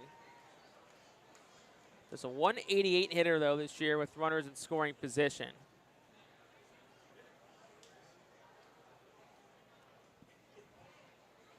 As DeMartini leads off third. 2-1. It's swung on and a line drive through the middle, base hit. DeMartini scores, 2 out, RBI single for Caleb Ricketts, and the Fightin' Phils get another back. It's 7-4. Yeah, that's just a big hit for Caleb Ricketts. Again, the home run last time up is great, but those 2 out base hits can be so big, and you're trying to chip away. So, again, the Phils trying to chip away at this deficit. After being down 5-1, they get a run in the 4th. But then Akron gets that right back, but here they come right back again and get 2 more back here in the bottom of the 5th. It's a big hit for Caleb Ricketts and a big run for the Phils. So here is Dylan Campbell. First pitch of ball, it's 1-0. And look, you're down 3. This game is very much far from over. Yeah, I mean, that's the point, right? Well, you're a one big fly ball from being very much right back in this ballgame. Like keep getting men on base. Campbell takes it outside. 2 balls, no strikes. So Campbell 0 for 2 tonight. He's at 242. Last time Reading was home, Dylan Campbell was at 192. Yeah. So he has really risen that average over the last couple of weeks away. 2-0. He swings, hits one in the air well. Deep left center field. Rosario's back at the track, looks up, it's gone! Dylan Campbell to straightaway center field. A 2-run shot, and the Fightin' Phils are within 1. It's 7-6 on Campbell's 5th of the season. Well, as I just said, you're one big fly ball away from being right back in this ball game, and that's exactly what they got from the guy who's had to chase back to the center field fence about 5 times already in this game on the defensive side. Dylan Campbell said, well, catch this. as he drives into the deepest part of the ballpark and the highest point of that wall out on the Redners Event Center. Dylan Campbell hit that a ton. And to Jake's point, the bat has picked up for Dylan Campbell, and so too has the power. He hit 3 doubles and a home run in his 15 trips on the road, and he comes back and adds on to it with a 2-run bomb. Does all but straightaway center field. 418 feet from Campbell. The 0-1 misses down. 1 ball and 1 strike to Nick Dunn. Dunn was caught on a pitch clock violation, so that's how strike number 1 came about. And he took the pitch for a ball after that. 1-1. He's right down the chute for a called strike. It's 1-2. Nick Dunn 1 for 2 today. Singled back in the 4th. Fighting trail by 1 here in the 5th. And the pitch. Dunn swings, hits one in the air towards left. Not deep. Lampy started in, then he tracks back and makes the catch. A couple of steps in front of the warning track. And that will retire the side here in the 5th. But it was a good 5th for the Fightin' Phils. They scored 3 runs. They did it on 3 hits, and they left none on base. Well, we have played 5 full innings. And in the 6th, Fightin' Phils trail 7-6.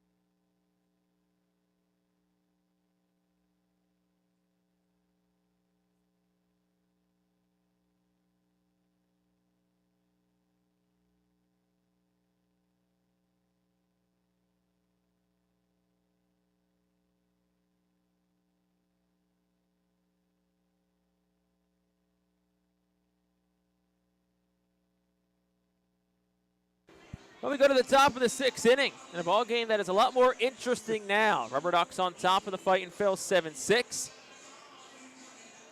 Established in 1928, the Manor Golf Club is one of the oldest public courses in eastern PA, located between Philly, Lancaster, and Allentown in Sinking Spring. It offers a true test of golf on a championship-style course. Visit themanorgolfclub.com for more info. So Jaden Estanista back out for his first full inning of work. We'll get 9-1-2 of the RubberDucks lineup, starting with Tyrese Turner. And he swings the first pitch and lines it in the right field for a base hit. And ball just plays. Leandro Pineda kicks off him towards the right center gap. So up the second goes Turner. So it's a single for Turner. He'll move the second on Pineda's 6th error of the season. And it's a leadoff base runner for the RubberDucks. Yeah, you don't normally say that about an outfielder, but that's exactly what happened. You talk about infielders who let the ball play him, and that's exactly what Pineda did. He got himself in an in-between hop and took it off his leg or his hip, and the ball kicks away. And it's now that quickly, Akron's got themselves with a runner back in scoring position. First pitch to Christian Knapczyk is up for a ball. It's 1-0.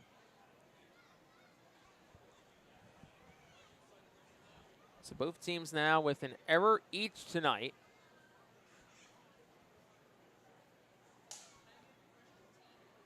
Here's the 1-0. Swung on and a line drive through the hole. Base hit to left field. It was an initial wave for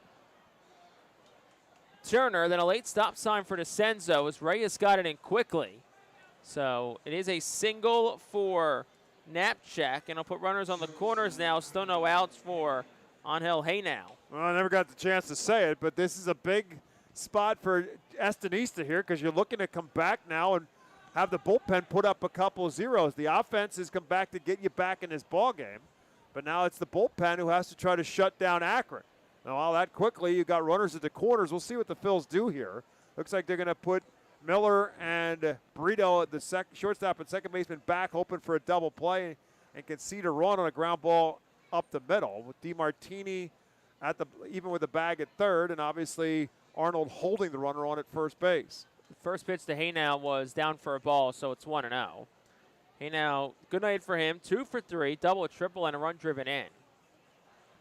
Did strike out swinging his last time up against Will Crow. Next pitch, he swings and he fouls it. It's 1-1. I think the thought process has to be that if we can trade a double play for a run, even though we're down, we've already got ourselves back in the game. All right, well, now we're down. If that happens, all right, you're down 2 runs instead of 1. But you make that trade right now in this spot. 1-1, gets the knees for a called strike. It's 1-2. And I agree. The way the offense is swinging the bat right now, look, you got to score more runs to win this game. And say I'd much rather take 2 and allow 1 run to score if that's the case. Ball and 2 strikes to Haynow. Pitch home. Misses a bit down. It's 2-2. And the other piece of that, of course, is that when you bring the infield up all the way around, it improves the odds from the hitter's standpoint of getting the ball into the outfield, getting it over the infielders, and turning it into a base hit instead. 2-2. Swinging a miss, struck him out. Well, that's what you really wanted. Fastball up top, 97. Haynow swings through it. Second strikeout for Estanista tonight. And now everybody can back up. Now DeMartini can back up at third base, and now you can look for 2 all the way around. That'll bring Alfonso Rosario to the plate. He's had a quiet night at the dish. He's 0 for 3. A couple of ground outs and a line out. He'll take one of those ground outs right here. First pitch is at the knees for a called strike. It's 0-1. It's men on the corners, 1 out for the RubberDucks. They lead at 7-6, top half of the 6th inning. Arnold holds the runner at first. Everyone else back. 0-1 is bounced. A good pick by Ricketts. It's 1-1.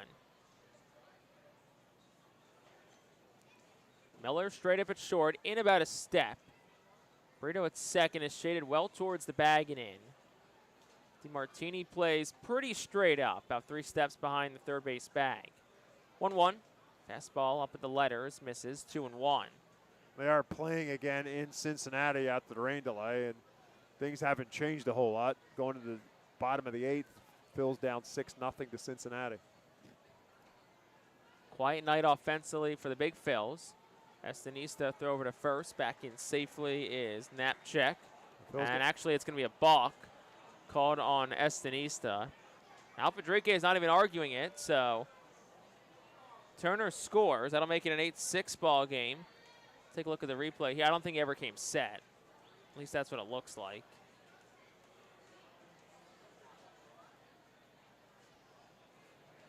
So it's a balk on Estanista, so it allows a run to score and a runner to go to second. 2-1 is inside 2-2.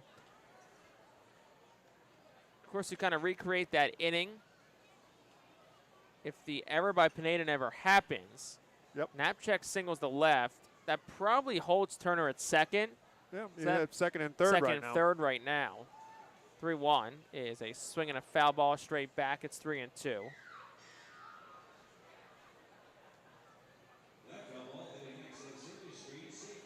And look, I know Akron lost a lot of their guys going into this series, but it's still a very good RubberDuck team.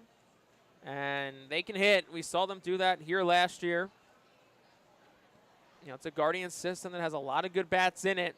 You really got to limit the amount of opportunities you give them to pounce. 3-2, swing and a miss. Another fastball up top. Rosario swings through it. So at number 2, strikeout number 3 for Estanista. That'll bring Ralphie Velasquez to the plate with 2 outs. Well, it's back-to-back strikeouts now for Estanista, and he's clearly reared back and come back with a little bit extra gas on those fastballs for both the strikeouts to Haynow and to Rosario. But still needs to get one more big out here. Velasquez 1 for 3 tonight. First pitch at the knees for a called strike. It's 0-1. Couple of ground outs, a triple in the 5th. Later came around the score.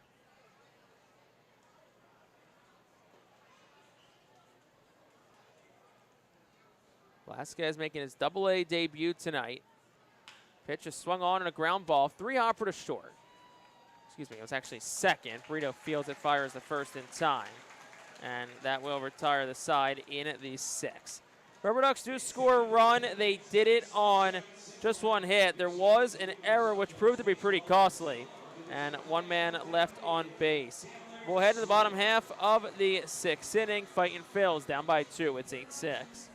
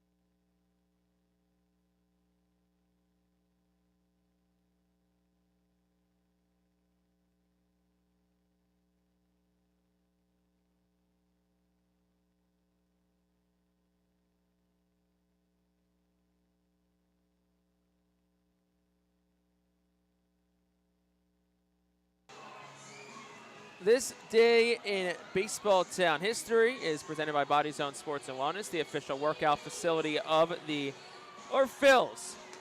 August 12, 2015 at Reading, the Fightin Phils win their 9th straight, an 8-4 decision over Harrisburg. J.P. Crawford, 2 for 3 with the home run, RBI, 2 runs, a stolen base, and a walk, while Art Charles hits his 2nd pinch-hit home run of the season in the 8th. Rene Garcia goes 2 for 4 with an RBI, filling in for the red-hot Andrew Knapp. Well, J.P. Crawford will be in Philadelphia next week with the Seattle Mariners. Mariners come to town Monday, Tuesday, and Wednesday next week against the Phils. Everyday shortstop for Seattle. First pitch to Zach Arnold to call it strike. It's 0-1. 8-6 RubberDucks on top of the Fightin Phils in this bottom of the 6th inning. If you're just joining us, I'm Jake Starr along with Bob McCool. Back home after a 2-week road trip for the Phils. The 0-1 misses a hair outside. It's 1-1. Reading went 7-5 on the road, which included a 5-1 week in New Hampshire last week. Reading winners of 5 straight entering tonight. And Arnold swings the 1-1, hits one well towards left at the wall. It's off the top of the wall. Lampy plays it well, throws to second, and Arnold will be out at second base, trying to stretch it into a double.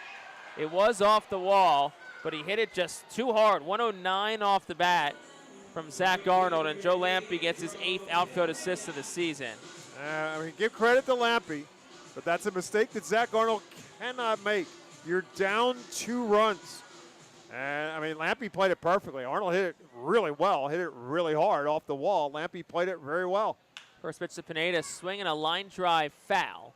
Right field line, it's 0-1. Couple of hard hit balls off of Jacek to start this inning. But the thing is for Arnold, the play is in front of him.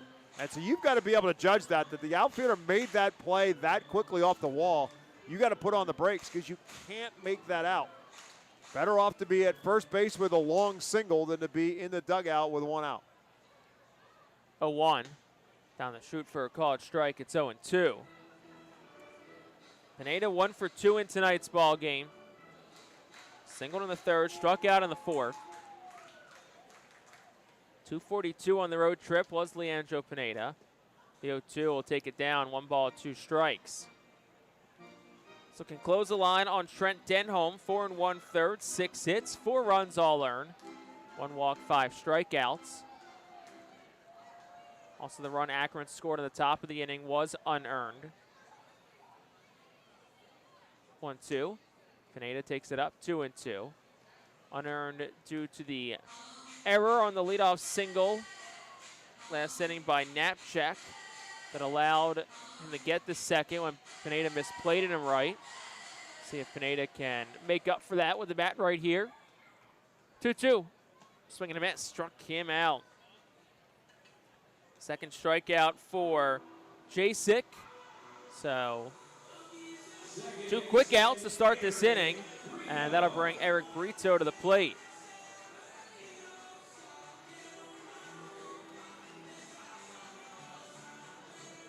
was trying to remember who J.P. Crawford was involved with the trade for. Gene Segura. It was. Very good by you. First pitch to Brito is a strike. It's 0-1. There were other players involved in the trade, but those were the main headliners. And it worked out well for, say, both sides. Yeah. Segura had good years with the Phils. There's no doubt about that.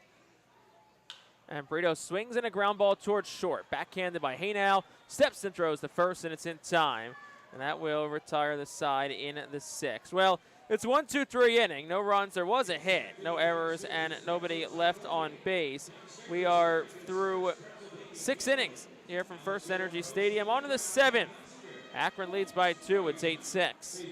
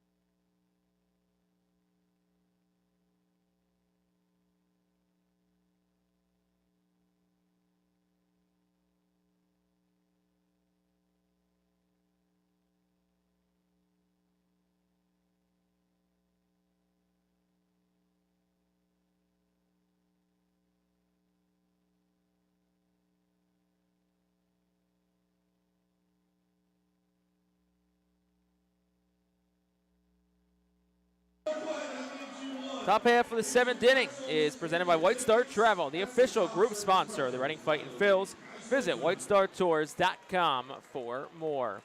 So 8-6 our score as we start off this 7th frame. Akron on top of Reading. New arm in for the R Phils out of the Alvernia University bullpen. That's the righty Aberson Castellano. 11th appearance of the season for Castellano. He's 3-1 with a 4.09 earned run average. In 22 innings, he's given up 19 hits. He has struck out 23, walked just 8.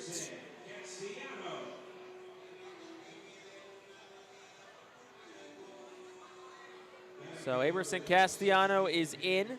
It'll be 5, 6, and 7 due up here for the RubberDucks in the inning. Jacob Cozart, who's 0 for 2 today with an RBI, will be the first that Castellano faces here in the frame.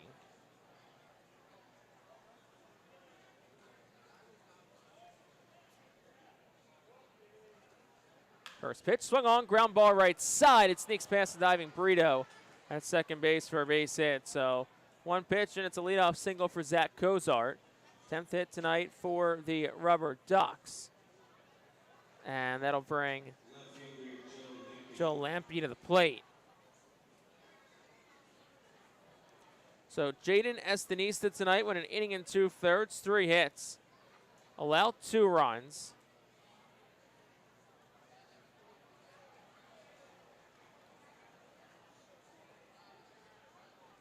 So Joe Lampe is in from the left side. First pitch to him. Swing and a miss, 0-1.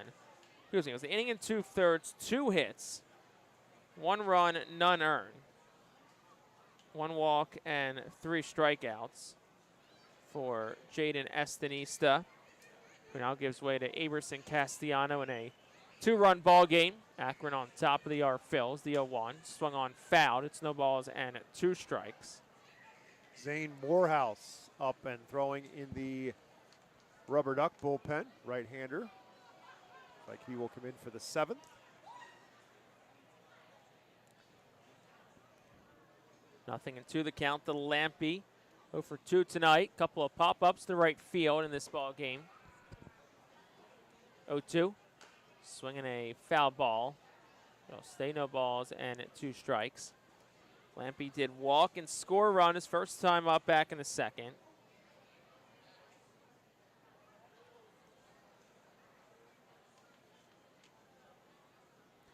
Lampe has spent the entirety of this season with Akron. This is 87th game. 0-2, he swings, fouls it back and out of play. It'll stay 0-2. Lampy spent most of last year with Akron. 105 games in total. Bit of a brief stay with AAA Columbus, July 8th to the 16th with the Clippers, but that was pretty much it.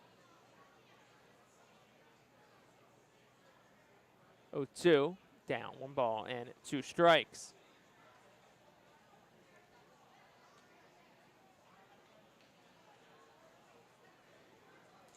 Lampy played his college ball at Arizona State.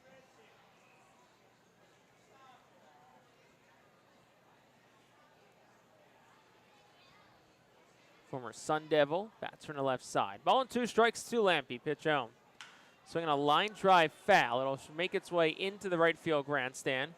And it'll stay a ball and 2 strikes. Well, the Phillies got to run back in the 9th. Bryce Harper just hit a solo home run, so that'll make it a 6-1 game. See if they have another rally in them with 2 outs in the 9th. Yep. Count stays, a ball and 2 strikes to Joe Lampy. Pitch home. Swing and a miss. Struck him out. Lampy chases a curveball from Aberson Castellano. That's his first strikeout. 6 in total for Reading pitching tonight. And that'll bring Guy Lipscomb, the 7-hole hitter, to the plate. A nice job there by Castellanos. Really pulled a string on that curveball. Had Lampy way out in front of it. Said it before, I'll say it again. That's the job of the bullpen. Offense still has 3 more shots at this. With a 2-run deficit, you got to put up zeros. First pitch to Lipscomb. Will take a curveball for a strike. It's 0-1. It's been a very interesting year for Aberson Castellano. It was actually a Rule 5 selection by the Twins last December, so spent all of spring training with Minnesota.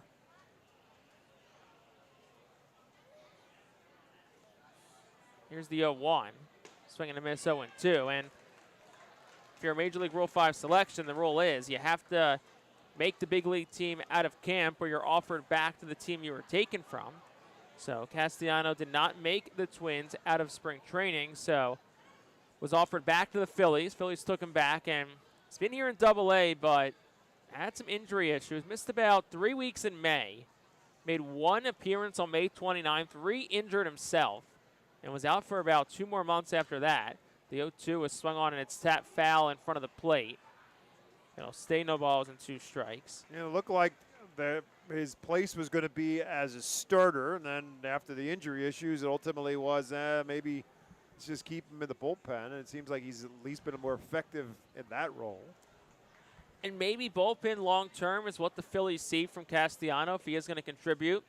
And maybe he is a mid-inning guy, someone who can go 1-2 innings at a time. 0-2. Swung on and fouled, backing out of play. It'll stay 0-2. Well, look, that's the thing right now. I mean, that may not be the glamour position. I think either starting the game or ending the game is what most pitchers think about. But fastest track to the big leagues is going to be one of those mid-inning guys because everybody needs them and everybody needs a lot of them the way the game is played. And you need them cheap, too. Yeah, yeah. You're not going to go sign a 6-inning guy for $10 million a year. 0-2.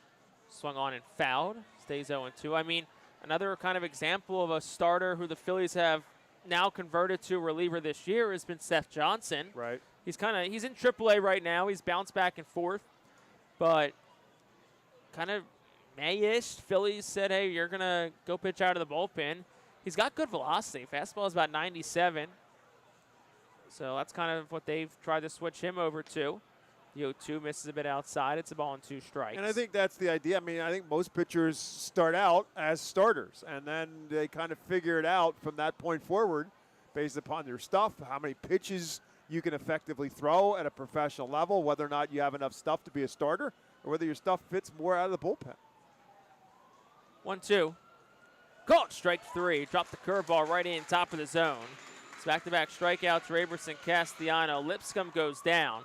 And that'll bring Cameron Barstead to the plate with 2 outs here in the frame. And I think the draft by the Phillies this July also said a lot as well. It was college pitcher after college pitcher after college pitcher in that draft. And I think that was a big piece of that thought process is that hopefully some of those guys can develop into some relievers and some middle inning guys because we need them in the organization. First pitch to Barstad is swung on and fouled straight back. It's 0-1.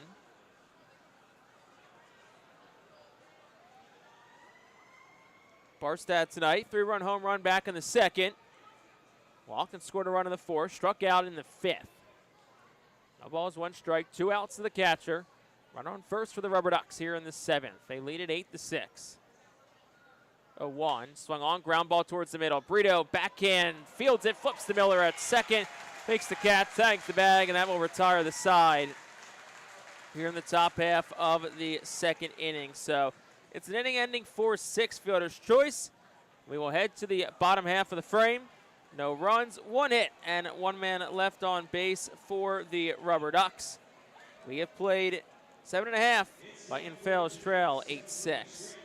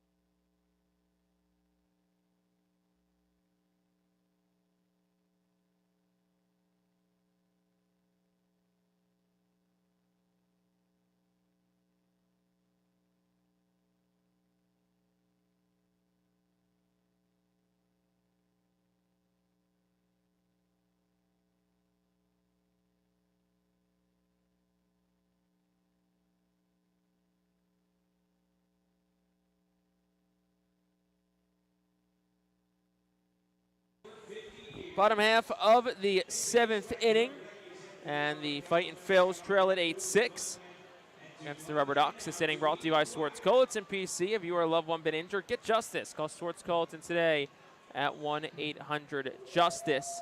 So new pitcher in for Akron in the seventh inning. It's the righty Zane Morehouse. Morehouse among the Eastern League leaders in appearances. This his 34th appearance, which would tie him for fourth best in the Eastern League. He's 0-4 with a 4.82 earned run average. In 37 and a third innings pitch, he has given up 31 hits. He's struck out 42, but he has walked 28 in the process. So he completes his warm-up tosses. Top of the order to up here for Reading in the seventh. Down by 2, so a chance for them to perhaps get some runs. Final line for Matt Jasek, who who pitched the last inning in 2/3. 3 hits, 2 runs, both earned. No walks and a couple of strikeouts. So Aiden Miller digs in. He'll do so from the right side.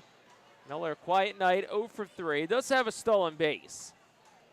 The first pitch home from Morehouse is up and in towards Miller. Did it get a piece of him? It did. It did. Time was called. Play umpire.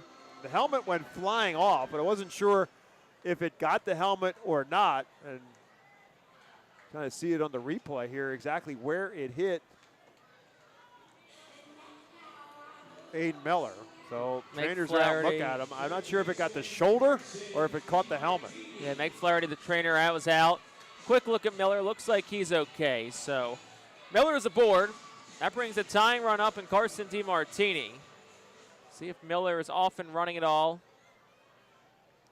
Already a stolen base tonight. 45 for 52 this year is Miller. First pitch, DiMartini swings and he pops it up. It'll go out of play foul. It's 0-1. So Miller, 45 stolen bags. First time in our Phillies had 40 in a year since 2009 when Quinton Berry did it.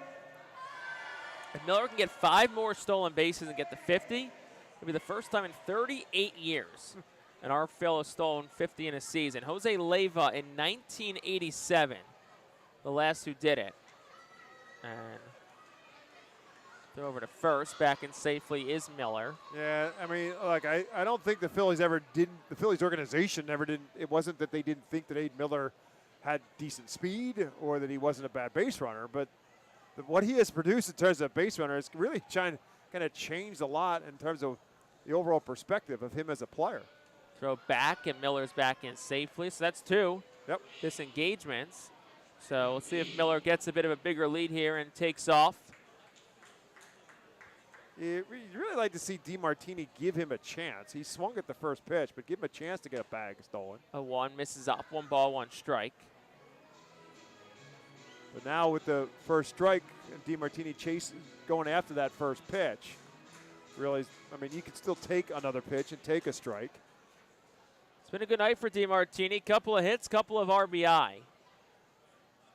1-1, Miller goes, and DeMartini swings and he fouls it back.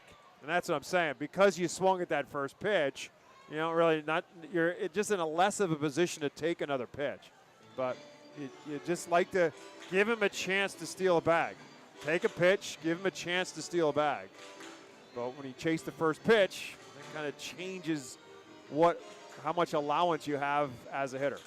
See if Miller takes off again. 1 ball, 2 strikes to DeMartini. He does go, pitches inside. It's a ball. Miller in the second, standing up. There's no throw. So there's number 46 on the season for Aiden Miller. So 4 away from 50. Yeah, Barstad, the catcher, just couldn't find the ball. He couldn't grab a grip of it. Now what do we got? Conversation going on amongst the umpires. No, I think the home plate umpire got hit. Oh. Yeah. Okay. The ball looks like Nathan Hall got hit. Yeah. So he's going to go into the Fightin's dugout. Hopefully he's okay, because he immediately started to walk towards the dugout, and the other 2 umpires ran over towards him. Because we're looking at what happened with Barstad, and I couldn't figure out why he didn't. I mean, it looked like he was kind of juggling the ball, and that may have been why. It may have been that he missed it and it hit the umpire, and that's why he didn't have the ball cleanly.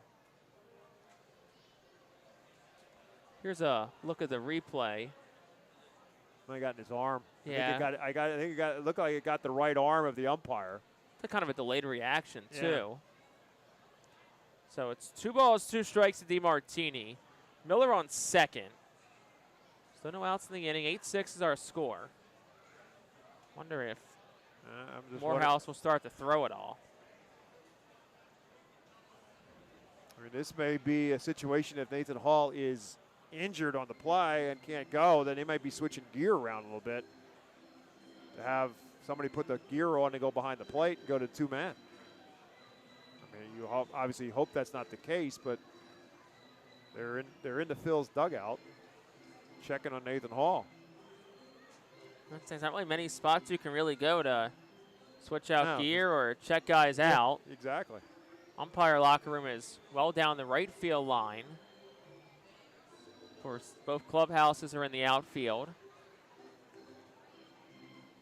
So while we wait, Aiden Miller, like we said, 46 stolen bases now. He has 2 more tonight. Talk about 50 by the end of the season. I think we might be talking about 50 by the end of the week. Well, if it's a week like last week, yeah.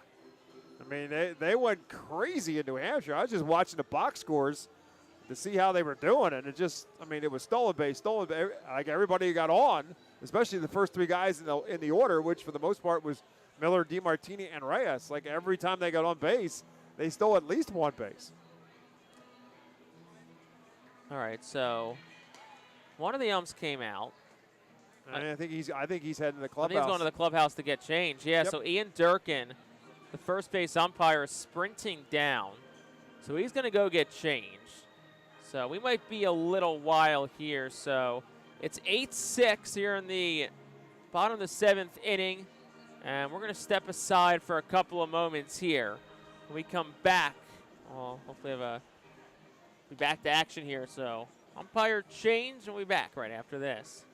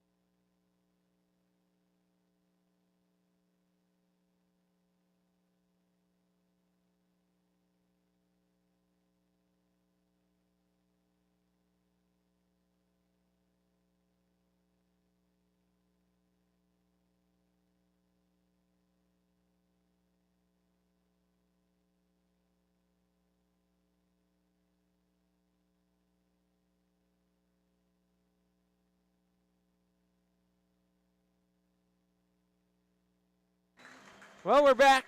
Still here in the 7th inning. What it appears happened, all the umpires are still in, but it appears Ian Durkin, the first base umpire, is now going to be behind home plate. And Nathan Hall, who was behind home plate, is going to go to first base.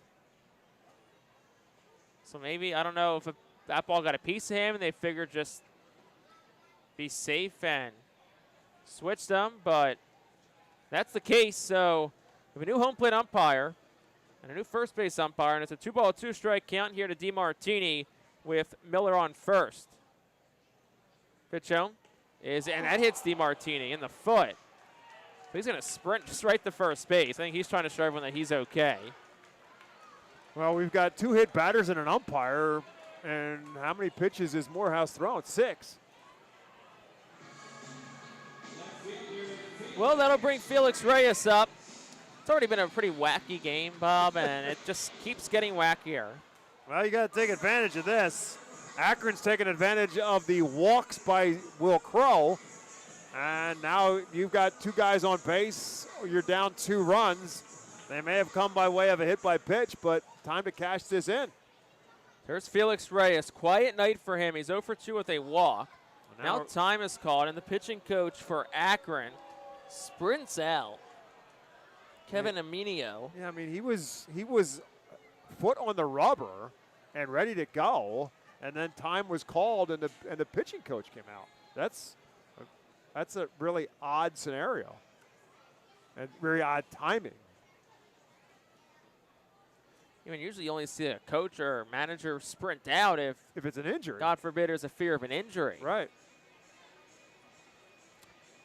I mean, it's been the guys in the receiving end who have had the problems. You got a guy at second base in Aiden Miller who got hit either in the shoulder or in the helmet. DeMartini got hit on the foot, and in between all that, the home plate umpire got hit on the arm. And that wasn't necessarily Morehouse's fault. Catcher just kind of missed the ball.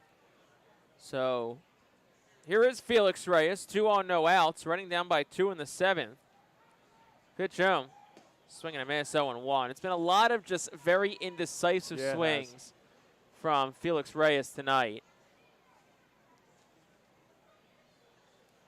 Yeah, this is a guy who normally doesn't get cheated in his hacks. Here's the 0-1. Swinging a miss, 0-2. And after a cutter down out of the zone, Reyes finds himself in a hole quickly. Miller on second, DeMartini on first. Akron leads 8-6. Here in the bottom half of the 7th inning. Game's about 2.5 hours old as well. 14 combined runs, 18 combined hits.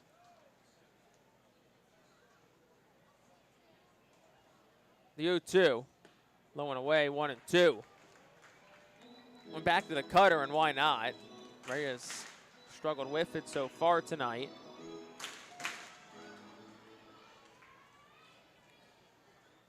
$11 home runs, 37 RBI for Felix Reyes this year. Also added 19 doubles and 3 triples. 1-2. Swinging, that is a fair ball down the left field line towards the corner. Miller scores. DeMartini to third. He's being waved home. Here's the relay home, and it is in time. Carson DeMartini is out at the plate. So it's an RBI double for Felix Reyes. That'll make it an 8-7 ball game. RBI number 38 of the season for Reyes. Double number 20 to give him the team lead. And that'll bring Caleb Ricketts to the plate with Reading now trailing by 1. Well, it's just mentioned about Felix Reyes generally not getting cheated on his swings, and that's the swing we've come to expect from Felix Reyes, a rocket down the third baseline. And Alpadrique gambled on sending DeMartini, and when you gamble, sometimes you lose. First pitch to Ricketts is up. It's 1-0. And DeMartini was out by quite a bit, but in all of it, you still get Reyes to second base, so with 1 out, you still have the tying run in scoring position. Great night for Ricketts. 2 hits, 2 runs, 2 RBI. 1-0 is at the knees for a called strike. It's 1-1. Dylan Campbell waits on deck for the Phils. Hit a 2-run home run his last time up. Fightin Phils have battled all night long.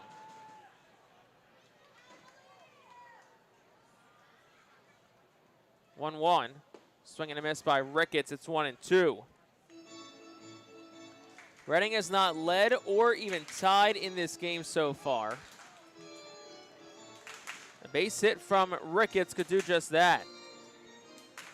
Lipscomb, Lampy, deep in the corners. Rosario pretty shallow in center. And Ricketts will swing at the 1-2 and foul it back. It'll stay a ball and 2 strikes.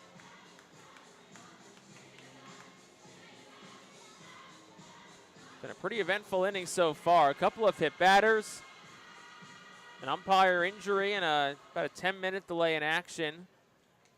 The double by Reyes that scored a run, but DeMartini was thrown out trying to score as well. 1-2 to Ricketts.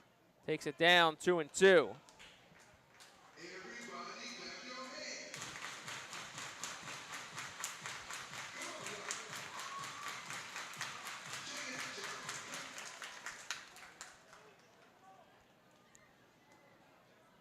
Ricketts 188 entering play tonight with runners in scoring position. Up that mark with a RBI in a situation like that in the 5th. 2-2, and he swings, and it's a line drive into center for a base hit. Reyes the third. He'll get the stop sign there as Rosario got to it quickly and fired a good throw home. But it is a 1-out single from Caleb Ricketts, his 3rd hit tonight. Moves Reyes the third. It's men on the corners for Dylan Campbell. Well, the hit by Ricketts for hit number 3 was very much like hit number 2, just a line drive back up the middle. But Reyes froze for a moment, got to make sure the ball was going to drop. He just didn't really read it very well off the bat. But again, you just got 1 run thrown out at home. You don't want to get another. So Al Padrique immediately put up the stop sign. Still only 1 out in the inning, so you're still a fly ball away from tying this game up. So here's Dylan Campbell. Tying run on 3rd for the Fightin Phils. Now time is called as first base umpire Nathan Hall, I think, was telling the bat boy on the visiting side to move something. Looks like that has been addressed. So Campbell in, 1 for 3 tonight. 2-run home run back in the 5th to straightaway center. First pitch to him. Takes a cutter, been inside, 1-0 to the righty.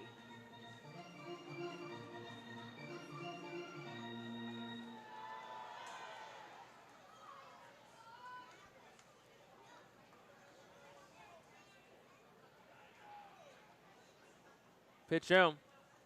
Way outside, 2-0. Good catch by Barstad. Saved the run by diving for that.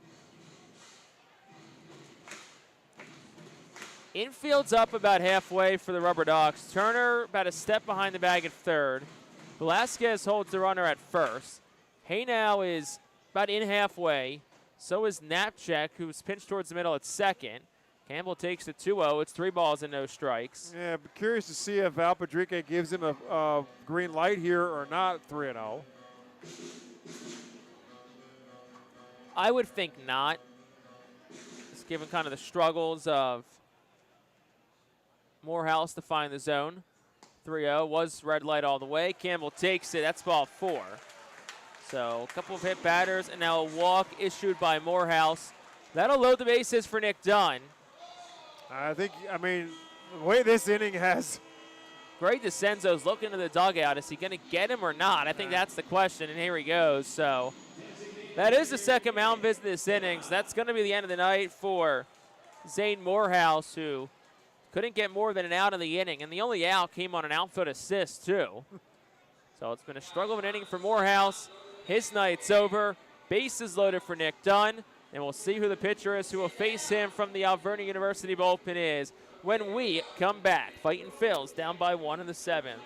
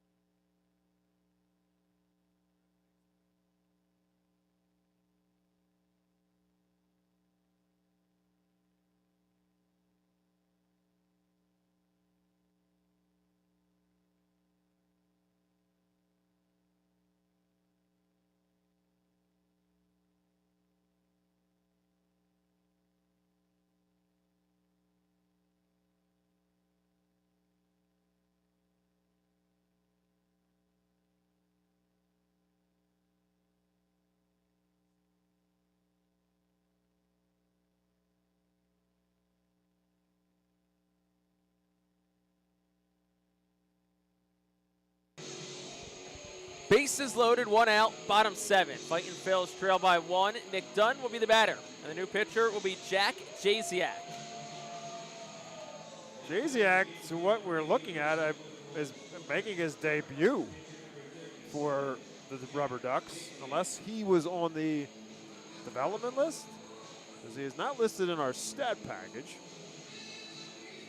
So Jack Jasiak is making his Double-A debut, promoted from Lake County yesterday. There you have it. And what a situation to do that. On the road, bases loaded. 1 out for Nick Dunn. Dunn, who's 1 for 3 tonight. Fightin Phillies trail by 1. Dunn in from the left side. Infield again plays about halfway. They're looking to turn 2. First pitch, Dunn takes it outside. It's 1-0.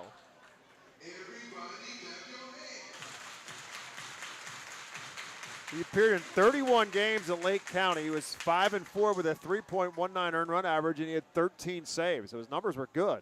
1-0. Dunn swing and a miss, 1-1. Reading does have 3 grand slams this year. Last of which came from Hendry Mendez, July the 29th at Hartford, 2 days before being traded. It's ball and a strike to Nick Dunn. Pitch home. Down the chute for a caught strike. It's 1-2. Nick Dunn, no hits in his only at bat with the bases loaded this year. Did drive in a run in that one opportunity.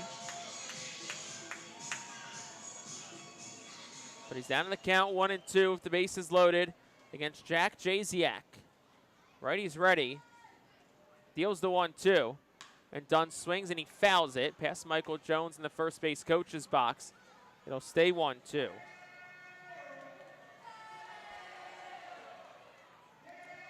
It's been an eventful game, an eventful inning. Jack Jasiak making his Double-A debut and a bit of a jam here for the RubberDucks. 1-2. Swing and a miss. Dunn down on strikes. Fastball up and in. Lefty can't catch up to it. So that's out number 2. And that'll bring Zach Arnold to the plate. Huge spot here. Phil's with all the issues that Morehouse had.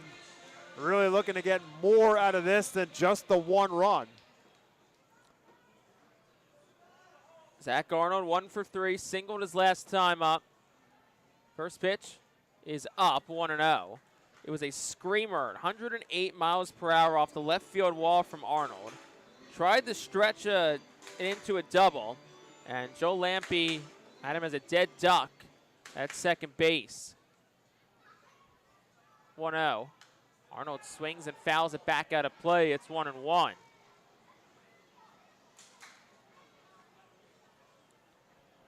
Fourth game at the Double-A level for Zach Arnold. 3 for 14 overall. Does have a couple of RBI. Let's see if he can add to that number here.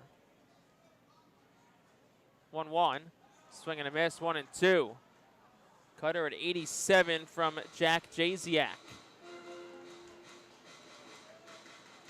Arnold hitless in 3 chances with runners in scoring position since joining Reading. Has driven in a couple of runs, though, in runners in scoring position situations. 1-2. Swing and a line drive towards the right center field gap. Rosario's back, it's down, and it's off the wall. 2-run score. Around third is Campbell. He's being waved home. He'll score, and it's a bases clearing double for Zach Arnold, and the Fightin Phillies are on top 10-8. Welcome back to baseball town, Zach Arnold.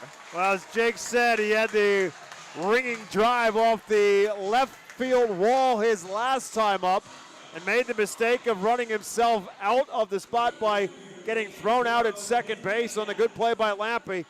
Not the case in this one. That had gap written all over it from the get-go, and with 2 outs, everybody's running.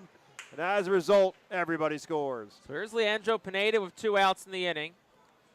Jasiak will step off and look Arnold back. First double since rejoining Reading. RBI number 3, 4, and 5. That's got to feel good for Zach Arnold. First pitch to Pineda, he takes it up, it's 1-0. Opportunity came knocking. Zach Arnold banged down the door. Let's see if Reading can get some more here. Pineda's 1 for 3 tonight, hitting a couple of strikeouts. The 1-0 is on the outside corner. It's 1-1.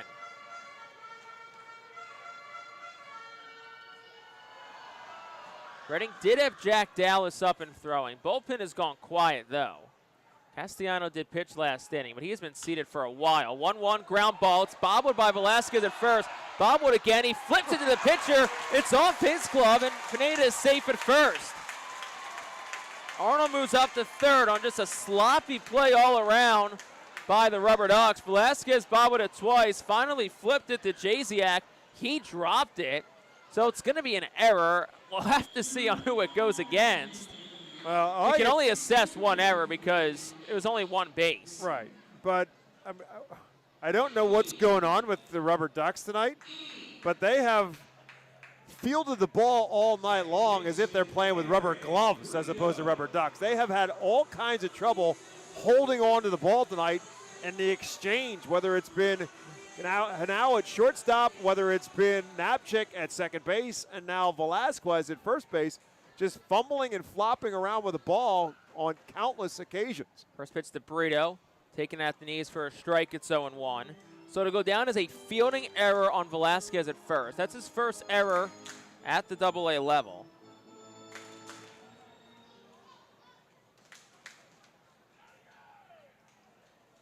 The 0-1. Brito swings and a ground ball towards the middle. It's off the glove of the pitcher. He lost his glove, picks it back up, and he throws the first, and it's in time, and Brito is out. It knocked the glove off of his hand. He picked it up, he dropped it, and fortunately for him, the ball was hit so hard, he still had just enough time to get Brito at first base. What a wacky game, what a wacky inning, but you'll take it if you're the Fightin' Phils. They score 4 runs. They did it on 3 hits. There was an error, and 2 men left on base for the Fightin' Phils. We played 7. We'll head to the 8th. Fightin' Phils now on top. It's 10-8.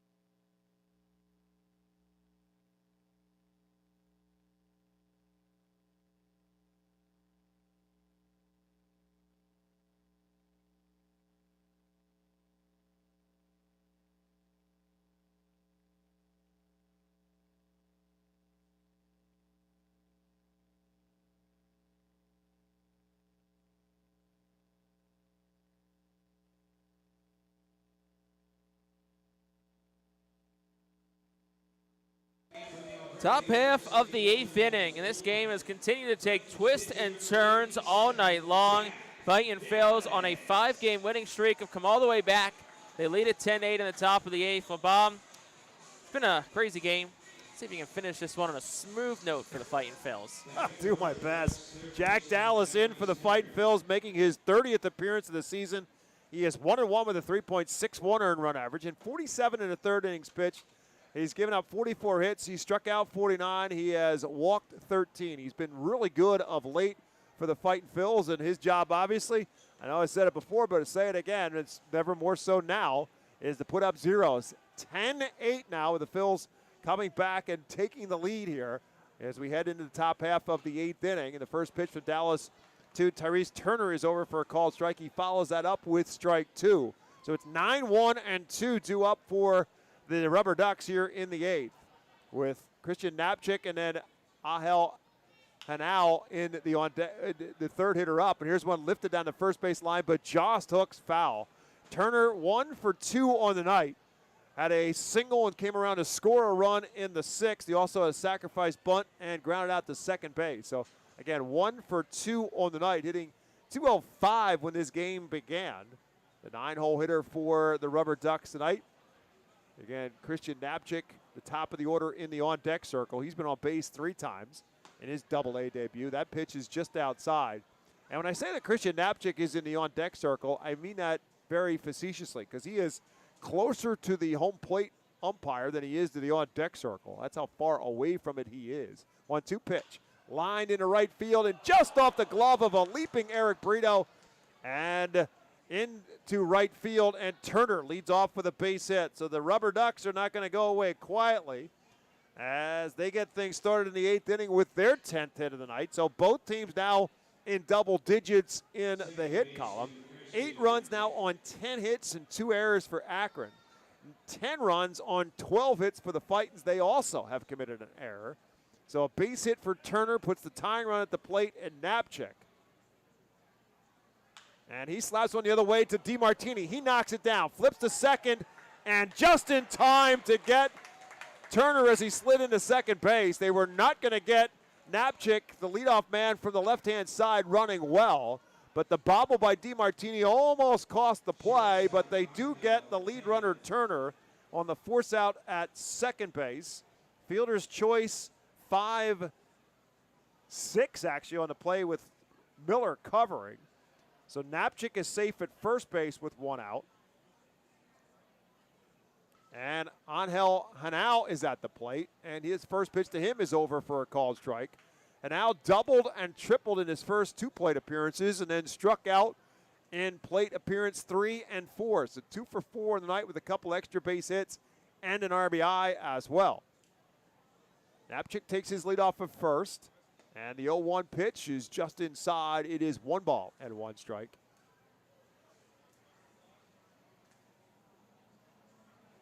The 13th double of the year for Hanau in the first inning, and the 3rd triple of the year in the second. And his 24th RBI of the year as well on that triple. And as he slaps this one towards Brito at second, he'll turn, pivot to second for 1. The relay is not going to be in time to get Hanau. So another fielder's choice force out. This one goes 4-6 on the put out. Hanau is now safe at first base with 2 outs. And that'll bring up Alfonso Rosario. The 3-hole hitter for the RubberDucks is 0 for 4 on the night.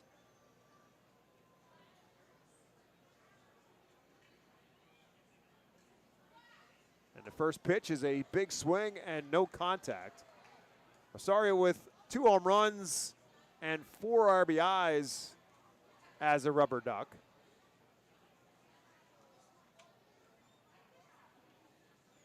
He did have 16 home runs with Lake County before being called up on August the 5th. He base swings and misses here. He has 4 hits since being called up to Akron, and 2 of them have been long balls. Comes up empty for 2 straight swings, so he's in a no ball and 2 strike deficit, and he'll call timeout.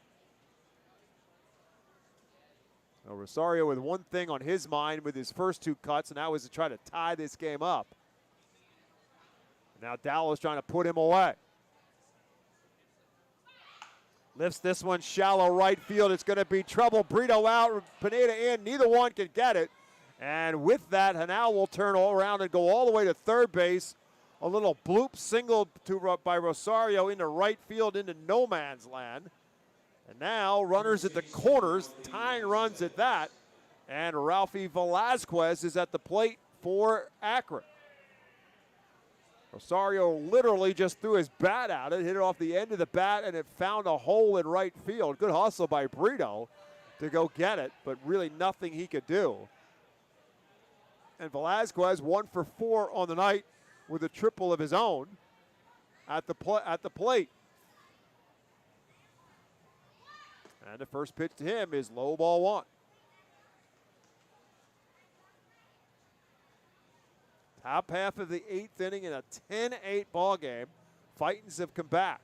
4 spot in the 5th and a 4 spot in the 7th.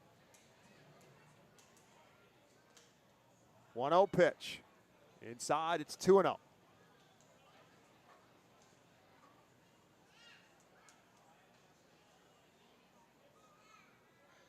Jack Dowell is working from the right side of the rubber. Obviously working from the stretch. 2-0 pitch. Down low, it's 3-0. Jacob Cozart, the on-deck hitter for the RubberDucks, if he does not get Velazquez. 2 on, 2 out. 3 balls and no strikes to Velazquez. Swing and a miss. Well, Velazquez had one idea as well, and that was to try to put Akron back up on top. He went for it all, 3-0. Comes up empty on the 4-seam fastball at 92 up high from Dallas, and now it's 3 balls and a strike.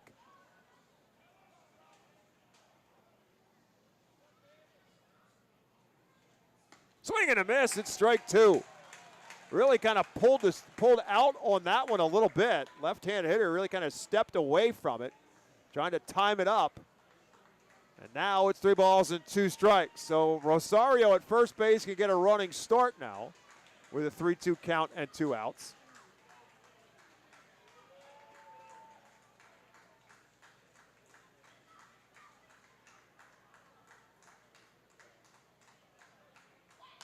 Lifts this one foul and out of play, and Rosario will have to head back to first base.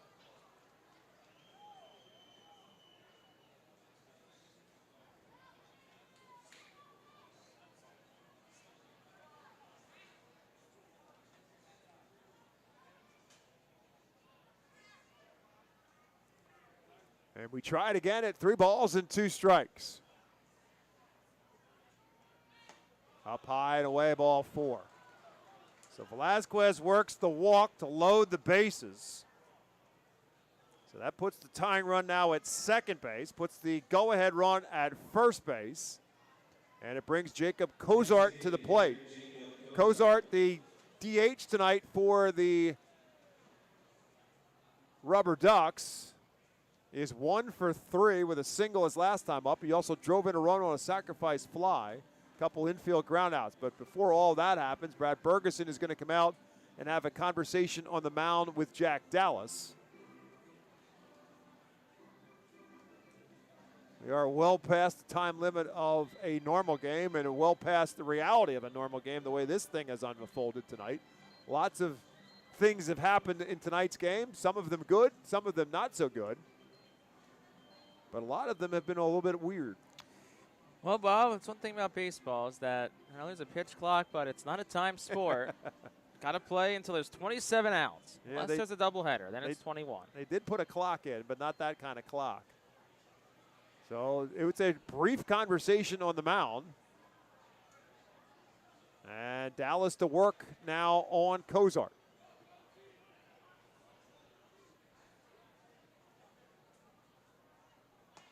First pitch there for a strike 1.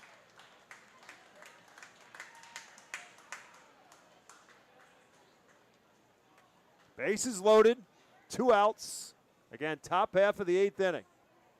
Jack Dallas trying to work himself out of trouble. The 0-1 pitch. Down low, it's 1-1.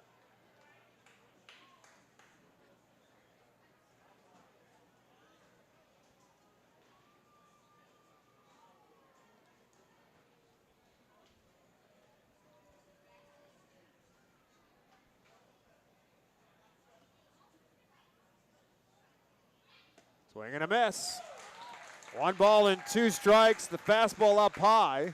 Dallas has had some success with that now, with getting Velazquez getting ahead of Velazquez, and now getting himself ahead again on Cozart. 1 ball and 2 strikes. Can he put him away here?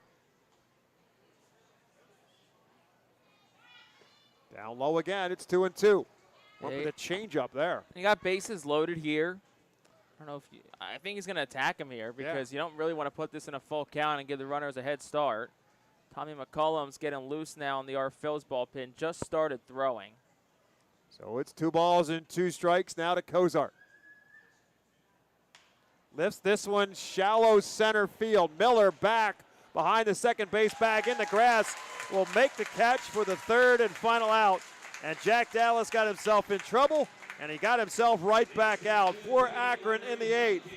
No runs, 2 hits, no errors, and they leave the bases loaded. The Phils will look for some insurance in the bottom of the 8th. They lead it 10-8.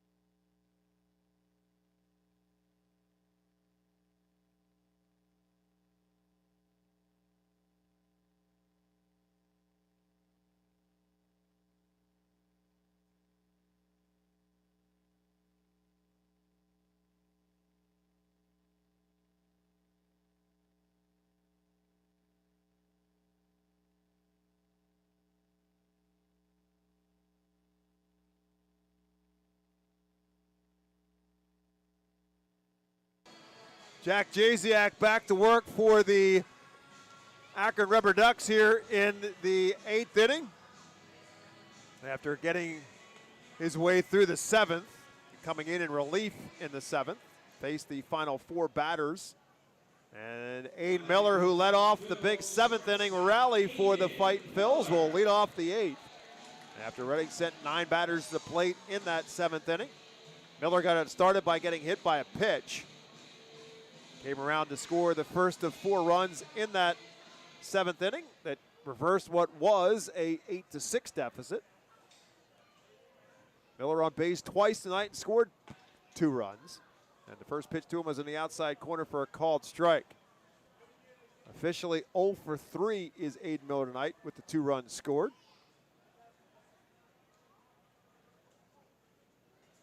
0-1 pitch, swing and a miss. Came with a slider, and Miller swings over the top of it. Now he'll call a timeout, a little frustrated with himself.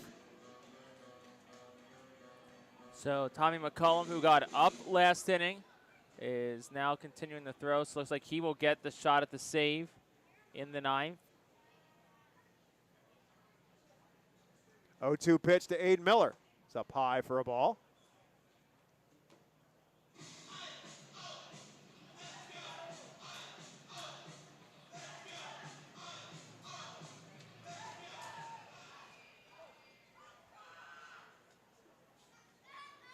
Swing and a miss, strike 3 as Miller goes down swinging at the cutter. Second strikeout for Jasiak is out number 1 here in the 8th. Carson DiMartini will step to the plate. Before we do that, remind you that Mimo's Italian Restaurant and Pizzeria at 290 Morgantown Road in Reading has been serving authentic Italian dishes since 1997. You can enjoy homemade favorites for the whole family in their newly renovated space, perfect for private events. They're voted best in Berks multiple times. Mimo's is family-owned and proud 2025 Fightin Phils team feed partner. Visit Mimo's today or check out mimos.org for more information. As Carson DiMartini fouls the first pitch he sees from Jasiak out of play. And right back with the 0-1 pitch that's outside for a ball. DiMartini on base 3 times tonight. 2 hits and hit by a pitch as well. Single and a triple. He scored a run he's driven into. So a solid night tonight for the Phils' third baseman.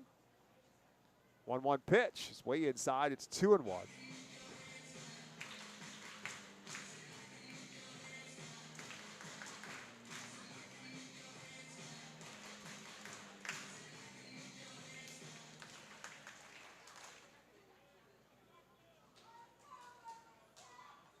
One pitch is fouled straight back. Another healthy cut for DiMartini. The count is now 2 balls and 2 strikes.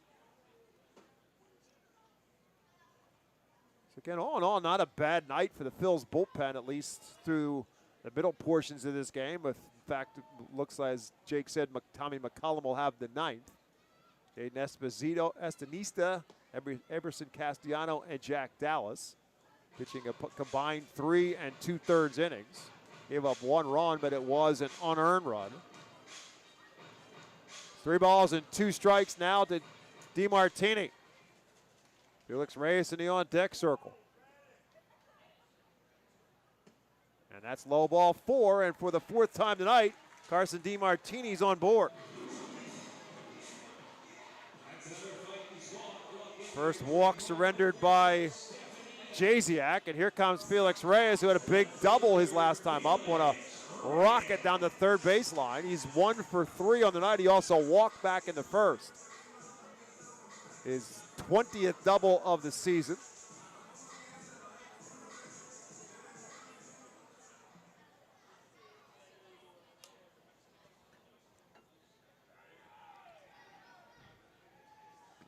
DiMartini off on the pitch. The pitch is low. The throw down is not in time. DiMartini is safe with another stolen base for the Fightin Phils. Second tonight for DiMartini. Second tonight for him, 26 on the season with Reading, 44th overall between Jersey Shore and Reading. So it's 1 ball and no strikes to Reyes with another runner in scoring position for the Fightins.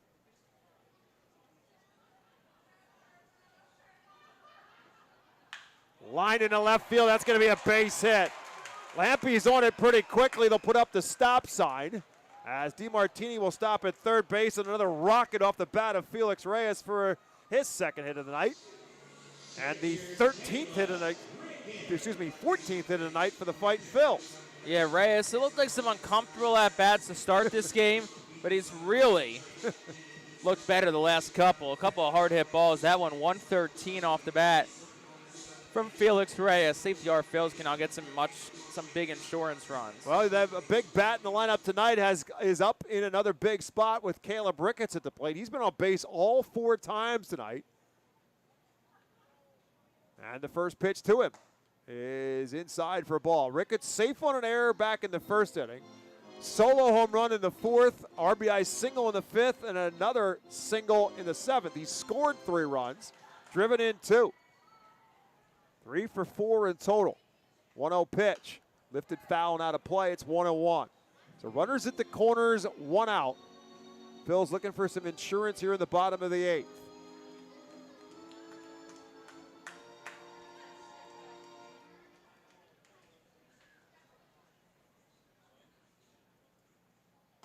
That's there for strike 2.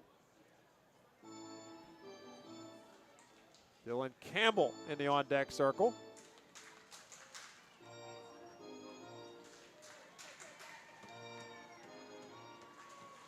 Five different players in the Phils lineup have scored so far tonight. That's out what's outside. The count is 2-2.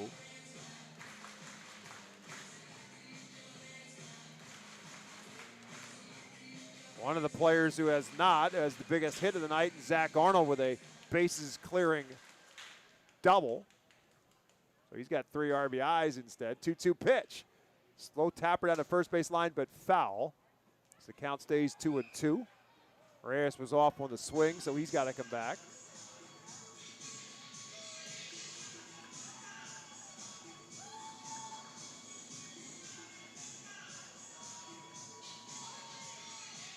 Phils and RubberDucks, if this is a precursor of things to come, you might want to buy some tickets because it's been action-packed tonight. This series will continue every night through Sunday. Fireworks every night as well. Classic Harley night on Saturday night, and then Sunday, the Philly Fanatic will be here. 2 balls and 2 strikes to Caleb Ricketts. Tapper towards the hole in short. Canal only 1 play off balance to first. It is not in time. Everybody's safe. DeMartini will score. The Phils add on. It's 11-8. 4th hit tonight for Caleb Ricketts, RBI number 3. He's had himself a good night. And we've talked for the last couple of years just how Caleb Ricketts, we know the potential is there, and if he gets it going, just how good he can be at the plate. And what we've seen the last couple of weeks from Caleb Ricketts has been really, really good to see.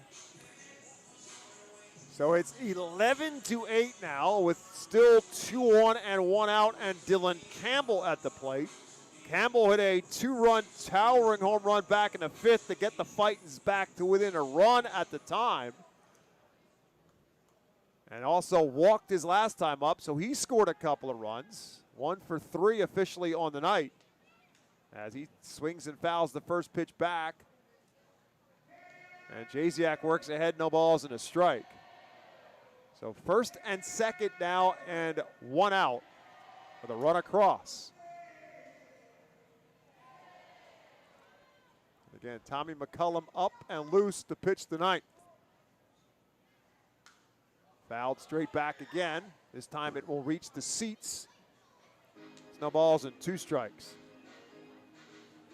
Technically it never reached the seats because it landed on the roof.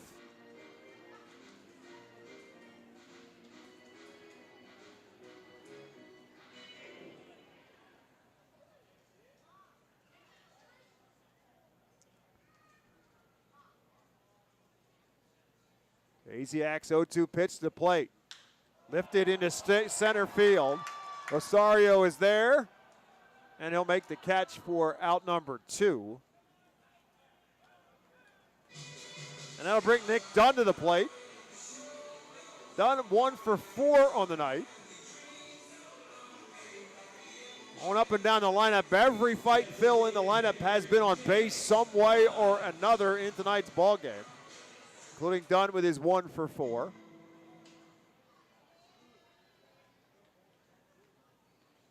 So first and second and 2 outs for Dunn, who has 10 RBIs since being acquired by the Phils, playing in the St. Louis Cardinals organization. Takes that one outside for a ball.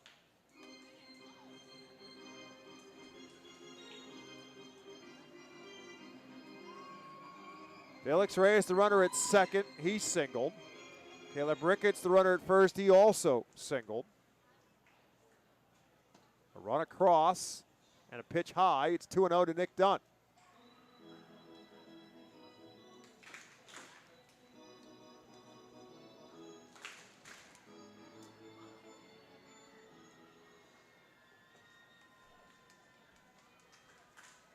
That's outside. It's 3-0. Zach Arnold in the on-deck circle if he does not get done here.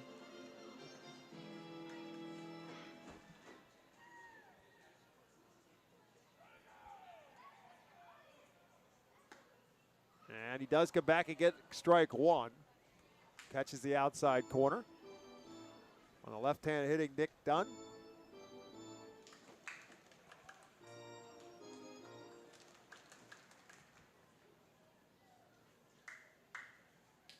Swing and a miss. It's 3-2. So the runners will be off now on the pitch with count full and 2 outs.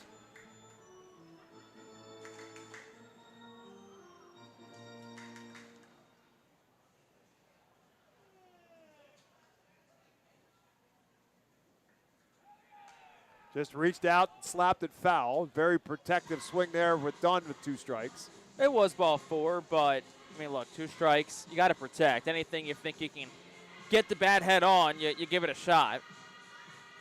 I agree, and I again, it's something that I still question a lot. There's a lot of guys who take strike 3 in the game.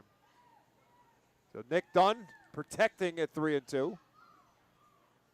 And a swing and a miss, strike 3. He goes down swinging, and ultimately, Jasiak gets himself out of any further trouble, but the Phils do get 1 more insurance run. They do it on a couple of hits. There were no errors, and there were 2 left. We head to the 9th. It's winning time in Baseball Town. The Fightin' Phils lead at 11-8.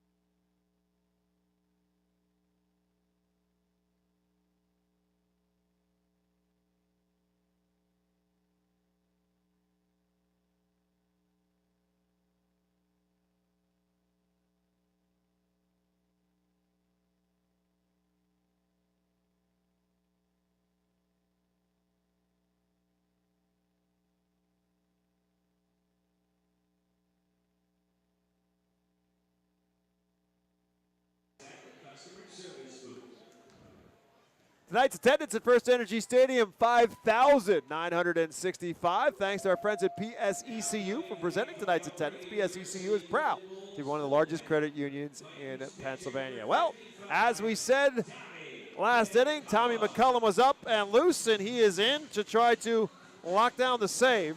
McCullum making his 28th appearance for the Fightin' Phils. He's 0-2 with a 2.04 earned run average. 35 and a third innings pitched. He's given up 24 hits. He has struck out 37. He has and walked just 7.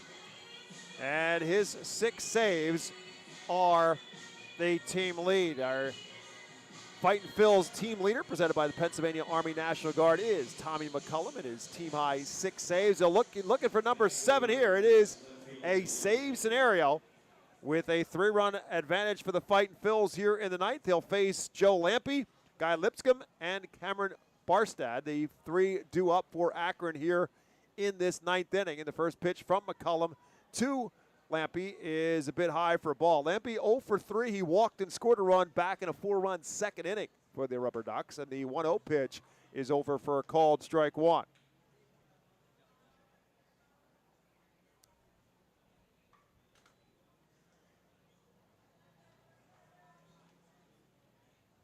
One pitch misses outside. Again, all but one batter in the RubberDuck lineup tonight was a left-handed hitter. So have to assume that the 3 guys who are due up will bat because they're all left-handed hitters. Unless Greg DeCenzo thinks at some point in time he might have some matchup he likes better. 2-1 pitch from McCullum. Right back through the box and into center field for a base hit. 12th hit of the night for Akron. And a leadoff base runner here in the ninth.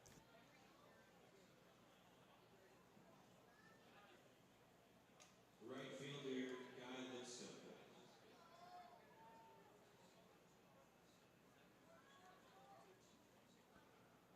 So Lipscomb now at the plate. He's been on base 3 times tonight. A couple of walks and a base hit. First pitch swings and fouls it out of play.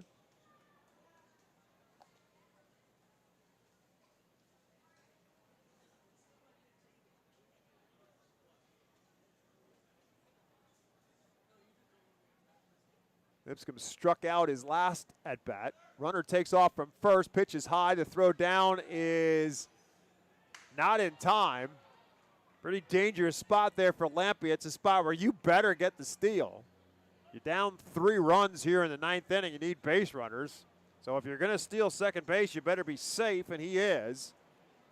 Pitch is, as I said, high, so it's 1 ball and 1 strike to Lipscomb.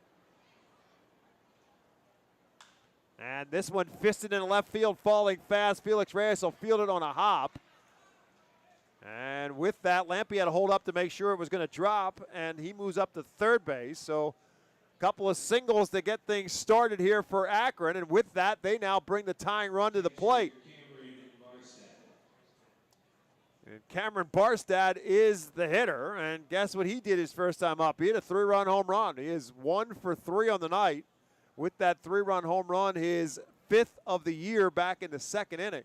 He also walked and scored a run in the 4th. So conversation now with Caleb Ricketts and Tommy McCullum. As McCullum has put the Phils in a spot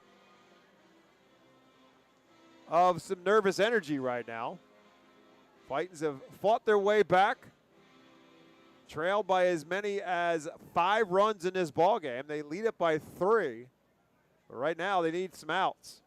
Infield back, hoping for a double play ball, at least in the middle. Carson DiMartini even with the bag at third. Runner takes off from first, swing and a miss, or foul tip. Foul tip. Barstad just got a piece of it, so Lipscomb, who was off on the pitch, will have to go back to first base.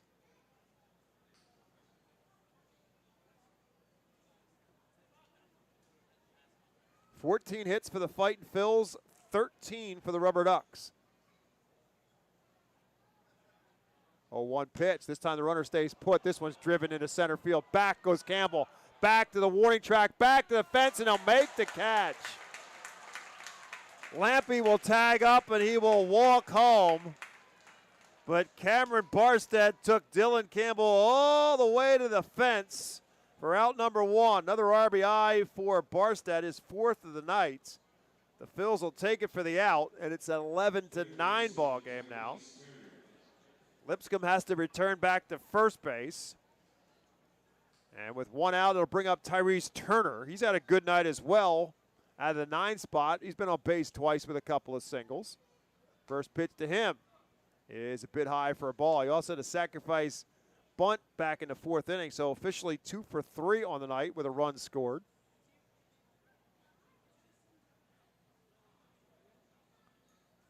One 1-0 pitch from McCullum. There for a strike. Top of the order, and Christian Knapczyk in the on-deck circle.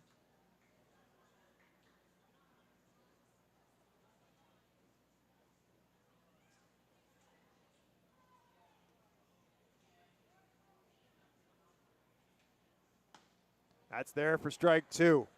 So McCollum comes back with a slider there at the letters for a strike. And it's 1 ball and 2 strikes now to Tyrese Turner.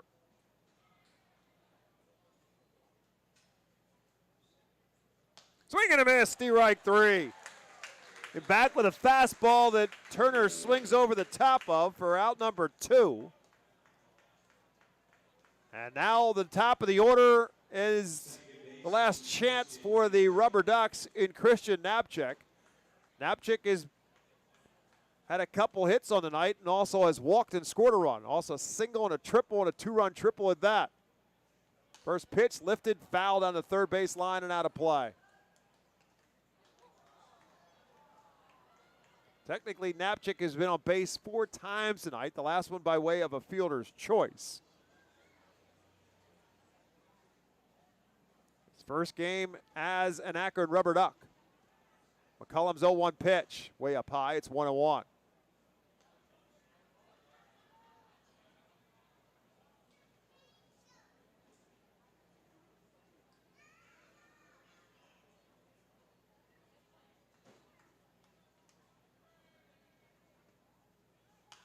Lifts this one straight up in the infield, now in foul territory. Zach Arnold, Caleb Ricketts, and Ricketts will find it and make the catch to the right of home plate for the third and final out.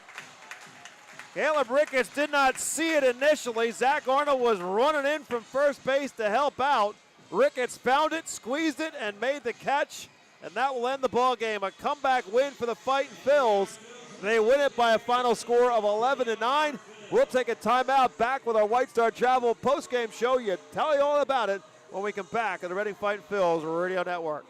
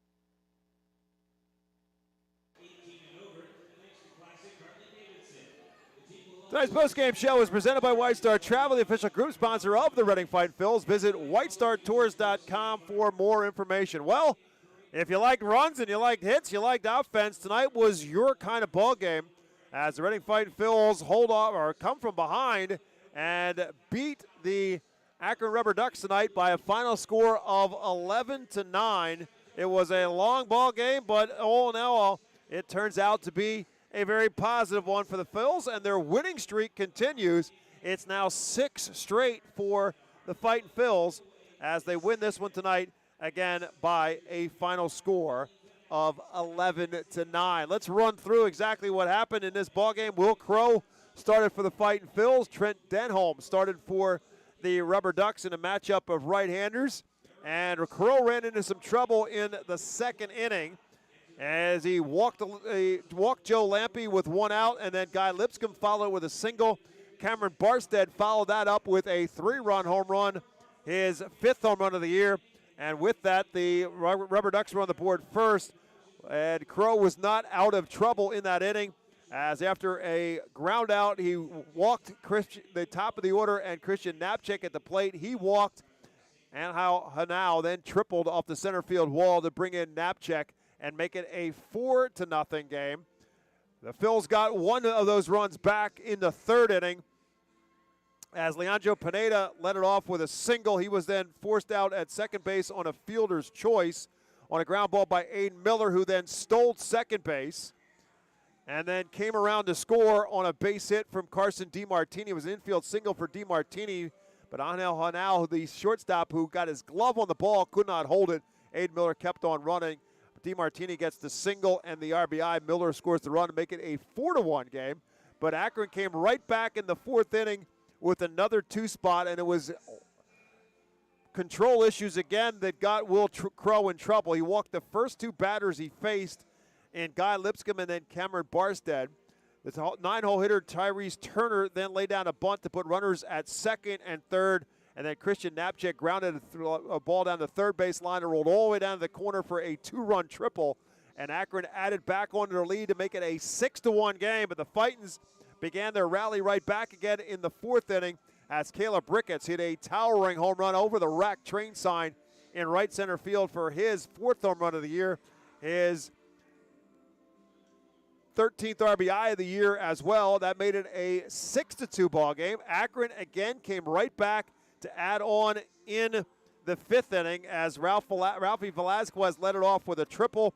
The next batter up, Jacob Cozart, hit a long fly ball to center field to bring him home. That also was the end of the night for Will Crow as he ends up giving up 7 runs in the game, and it was a 7-2 lead in favor of the RubberDucks. But the Phils came back in the 5th inning again. It started with a single from Eric Brito. Then after Aiden Miller grounded out to short, Carson DiMartini tripled to bring home Eric Brito. And with that, that was the end of the night for Trent Denholm. They went to the bullpen, and that only led to troubles for the RubberDucks as Matt Jasek came on for relief. He got Felix Reyes to strike out, but then Caleb Ricketts followed that up with a single to bring home DiMartini for the 2nd run of the inning. And the next batter up was Dylan Campbell with a towering drive up and over the highest point of the center field wall, up and over the retired numbers for a 2-run home run. The 5th of the year for Dylan Campbell since his promotion to Reading, his 12th and 13th RBI, and the Phils were right back to within a run at 7-6. Akron, as they did time and time again early on in this ballgame, added on with another run of their own in the 6th. Tyrese Turner came up with a single. The ball was bobbled in the outfield by Leandro Pineda. That allowed Turner to go to second base. He then moved to third base on an infield single from Christian Knapczyk and then came home on a balk with Jaden Estanista on the mound for the Fightin' Phils.